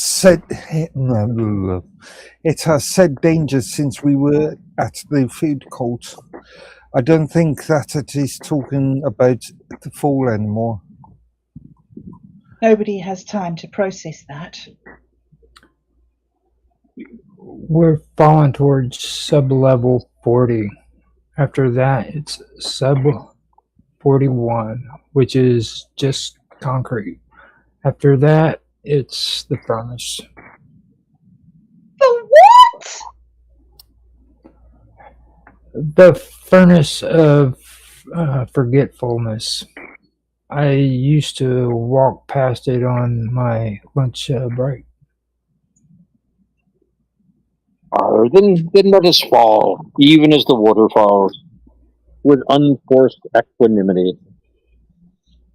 We are not water, Otto. We are about to become ash. Below them, a dim orange glow rises into view, the furnace of forgetfulness. Wisps of light drift upward through the group, fragments of memories, a birthday candle, a wedding ring, a dog barking, each one curling and dissolving into embers before it passes them. Those are someone's. Everyone's eventually. Not today, they're not. Got it. A single green command line blinks to life in the hologram. Emergency_elevate.exe. Yes, no, ? Yes! Absolutely yes! He slams the key. Nothing happens. Nothing happened! Give it a massive trampoline materializes directly beneath them out of thin air. second. Why is there a trampoline? I don't know. I didn't code a trampoline. They slam into it. The bounce launches them back upward at incredible speed, blasting through layer after layer. Food court signage, a parking structure, a hallway of doors. Until crash! They smash through a ceiling and land in a heap on a hardwood floor. Silence, finally, except for the soft clicking of a keyboard. A vast, quiet room ringed with monitors. At the center, a figure sits at the desk, typing. He doesn't look up. Careful. That floor is original hardwood. You? This is all your fault. I don't know who you are or what you did, but I can just feel that it is your fault. I've been called worse, and that before breakfast. Are those running 12 operating systems at once? That's not even possible. That's genuinely not possible. Oh, I've been in this room before. Had a different chair then, though. I have a question. Or I have questions. Everyone always does. Otto notices a kettle whistling on a side table that definitely should not be there. He calmly pours himself tea. Someone has left this boiling. 'Tis careless. That kettle's been there. That kettle's been on for 6 years now. Then it'd be hot enough to make very good tea by now. Ah, Darjeeling.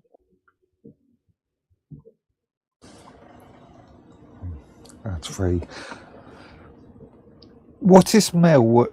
What is Mail World? What is More World? Try it again. What is small world? What is small world? Architect rotates one monitor towards them without looking up. On it, a sleeping figure. The view pulls back. The sleeper is inside a more world hallway. Another monitor rotates. Another sleeper. Another hallway. Then dozens. Then hundreds. It's shared. So that everyone dreams together? Not everyone. Noted. Okay, but why? Why build any of this? The architect flicks a hand. Advertisements bloom across every surface in the room. The walls, the monitors, Otto's teacup, the floor itself flickering with the slogan. You're farming attention? Dreams. Attention has exceptional retention. That is the dumbest evil plan that I have ever heard. It tests very well. Roger drifts towards a monitor, squinting.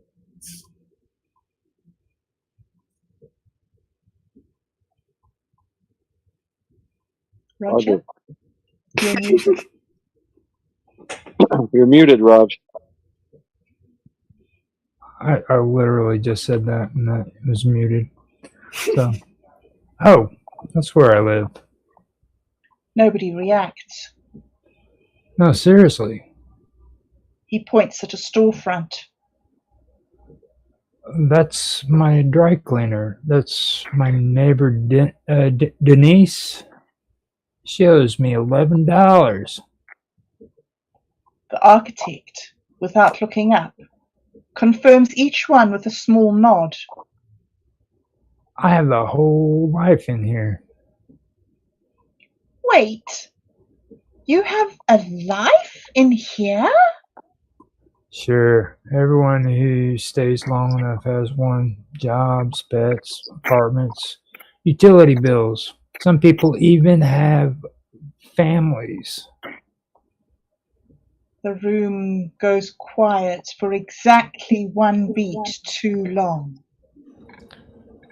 Define some people. Otto studies a monitor, showing a figure wandering an endless parking garage. Another, someone looping the same stretch of bathroom tile. Another, a hotel corridor with no end. Can they not choose another road? They no longer remember any other road. The joke stops. Even Bob doesn't have a punchline for that one. The group sits with it. Then we shut it down. Or hack the core and burn the whole system from the inside. Way more fun. Well, unplug it. Let's just unplug the biggest cord you can find. There are millions of people asleep in here right now. You shut it down mid-dream, where do you think they'll go? That lands. Silence again. Perhaps the prisons need not disappear. Only their locked doors. Everyone looks at him. Say that again. Let them leave, if that is what they wish to do. But do not force their leaving. Do not force their staying. Full shutdown collapses every active dream at once. That's not a rescue. That's a different kind of furnace. So, open the door. Subject displayed. Subject displayed for subject displayed for architectural control of a persistent shared dream. Construct functioning as a large-scale attention harvesting apparatus, presenting significant Dream capitalism reduced. That's it. That's your entire report. Mike smirks. Economy of effort. It's called efficiency. The printer sparks and catches fire. Well, at least now I know that we're actually back. Bob and Otto blink awake. Bob immediately pats down every pocket she doesn't have. Wallet, wallet, wallet! Otto yawns and stretches, running sleep from his eyes. Oh, well, we've just discovered many interesting things. Not the wallet, Otto. Not the wallet. All things happen for a reason. I disagree. And I am sure there's a reason for that. Roger remains looking at a blank district on the map. The architect quietly slides him a permissions badge. I've got an idea. He starts sketching a floor plan on a napkin. Nothing flashy. A quiet street, a bench, a dry cleaner maybe. Everyone has gone. The architect sits alone, monitors glowing. He looks at a single line of code. Harvest _priority : maximum. He deletes it. Types. Harvest _priority : stable. Across the wall of monitors, a counter of active harvested dreamers ticks down. Not to 0, just down. Better. He goes back to typing. And cut. Now let me ask something. When you change a line of code from harvest priority maximum to harvest priority stable, I'm taking priority as the key word here. So what changes going from maximum to stable? Because something changes there, but I don't know enough about coding to know what the hell that means. I don't think anything in real life. I don't think it would be a stable code. I mean, I guess literally, like if you're talking about words by themselves, then the maximum would be harvesting the maximum amount of people, where stable would be there's enough people here already. I don't need to bring any more in. You're taking your foot off the accelerator, in other words. Yeah. Instead of like keeping the pedal to the metal. Okay, I thought there might be an actual computer joke in there that I wasn't getting. No. We should have put one in there. Me and Mark could have came up with something good. Yeah. The next episode. And actual stable releases. Yeah, but no. Mark's like, no, that works fine. Maybe for future episodes, I could work out a couple of jokes like that. That would be cool. You know, get the listing, you know? So go, oh, yeah. Yeah. Well, so that's everything for... I didn't hear you. Sorry, Robert?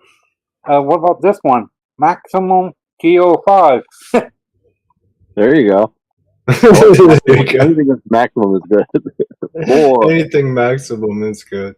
So did we want to do Roger's script next, or is everybody kind of wound down for the day? It's like I said earlier, is like we can hold that for backup if we don't have a script or something. This is actually kind of cool because it was like a father-son thing. You had your son on, he did his bit, and now you came on and did yours. It's pretty cool. We just keep it that way. The generations of creators going onward. You know, I mean, it's pretty Yeah, cool. I'm good. I'm good with what we have. We did an hour-long adventure, and then we did one, two, three, almost 4 scripts. So I mean, I'm happy with our progress tonight. Bob has lots of editing already, so we can save that for the next time we don't have a script to read. We can just bring that as backup, keep it in the vault, as we say. Yeah. That sounds good. I'm pretty beat. I think everybody's probably tired out by now. Unless you drink coffee like a maniac, like Lord Edworthy or Roger. I'm all good because I've been sitting here drinking my energy drink. So I've had like 2 energy drinks in the last 2 hours. So I'm just like, let's go. I did not get up in the morning and go to work. I'd have been drinking coffee all night. As it was, it's going to be tough getting to sleep. But no, it was good. It was a good show. Very good show. Well, if we're going to end it, then we should officially end it and have everybody give their socials as we declare the Quantum Gathering, a very successful one, ended with many special guests, including Mason, the new star of the show in many ways. So I'm going to start with up at what I'm looking at, Mark Edworthy. Lord Edworthy comes first. Mark, why don't you give us your socials, short and sweet, as we say. I know they are. Yeah.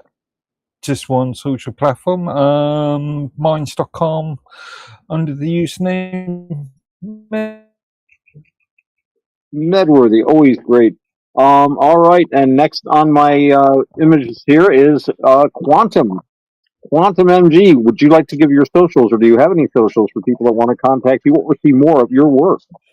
Sure. So I have a couple places. You could check out mitme.com. My username is Minds Gaming on there. Also, you could check out swarmspace.lovable.app, which is our own little hangout kind of place. Or you could check out my books on Wattpad, which is also under Minds Gaming if you're looking for the author. Excellent. Now, next up is Bob Dub. Bob, would you like to share your socials so people can see more of your work or contact you if they feel up to it? Awesome. Thanks, Otto. I'm also on swarmspace.lovable.app. That's where I've been hanging out mostly. But I'm on minds.com as well. And you can find my videos on YouTube under Bob Dub. Thanks, Otto. Oh, you're welcome. And of course, the brothers Hanson. Roger, how can people contact you and Robert to see more of your work? You can find me on Minds as well at Roger_Hanson. I'm on X, Roger Hanson at ROGLOL1973. You can also find me on Teams and on Element Matrix at Rogers Hangout. And on Teams Matrix, you can find me at Infinite Imaginarium as well as the Quantum Gathering. So you can find us there, all of us. If you want into the Quantum Gathering, though, you have to be able to go through an extraneous freaking test that requires freaking MI6 clearance in order to freaking get in there. So just beware, you are going to have... We can't speak of the initiation ceremony, Roger. That is forbidden. You can't say that. You must send us a sample of your blood. Yes. Only third-degree members are allowed into. And thank you, Roger. And and pound your flesh too, by the way. That too, yeah. Fingernail, some hair, and yes, if you're interested in what I'm doing, you can check out my website, navakavada.org. That's NAVAKAVADA. It's spelled just like it sounds. Minds.com, Otto_X. That's EX. I spell it the fancy way. Other than that, I am often at Rogers Hangout on Teams and with all the places he mentioned in Element. And, of course, Messenger Pigeon sometimes finds me. Thank you, everyone, for being part of this. People that were listening, please like, subscribe, comment. Keep the comments tasteful and within YouTube guidelines, and we will answer them. We will get to you eventually. And all I can say is thanks again, and we'll see everyone next week. Same bat time, same bat channel. Thanks, everyone, and good night. Later, guys. Take it easy, Thanks, man. guys. Peace. Awesome. It was great. Thanks. Alrighty, that was really good. Well, Roger.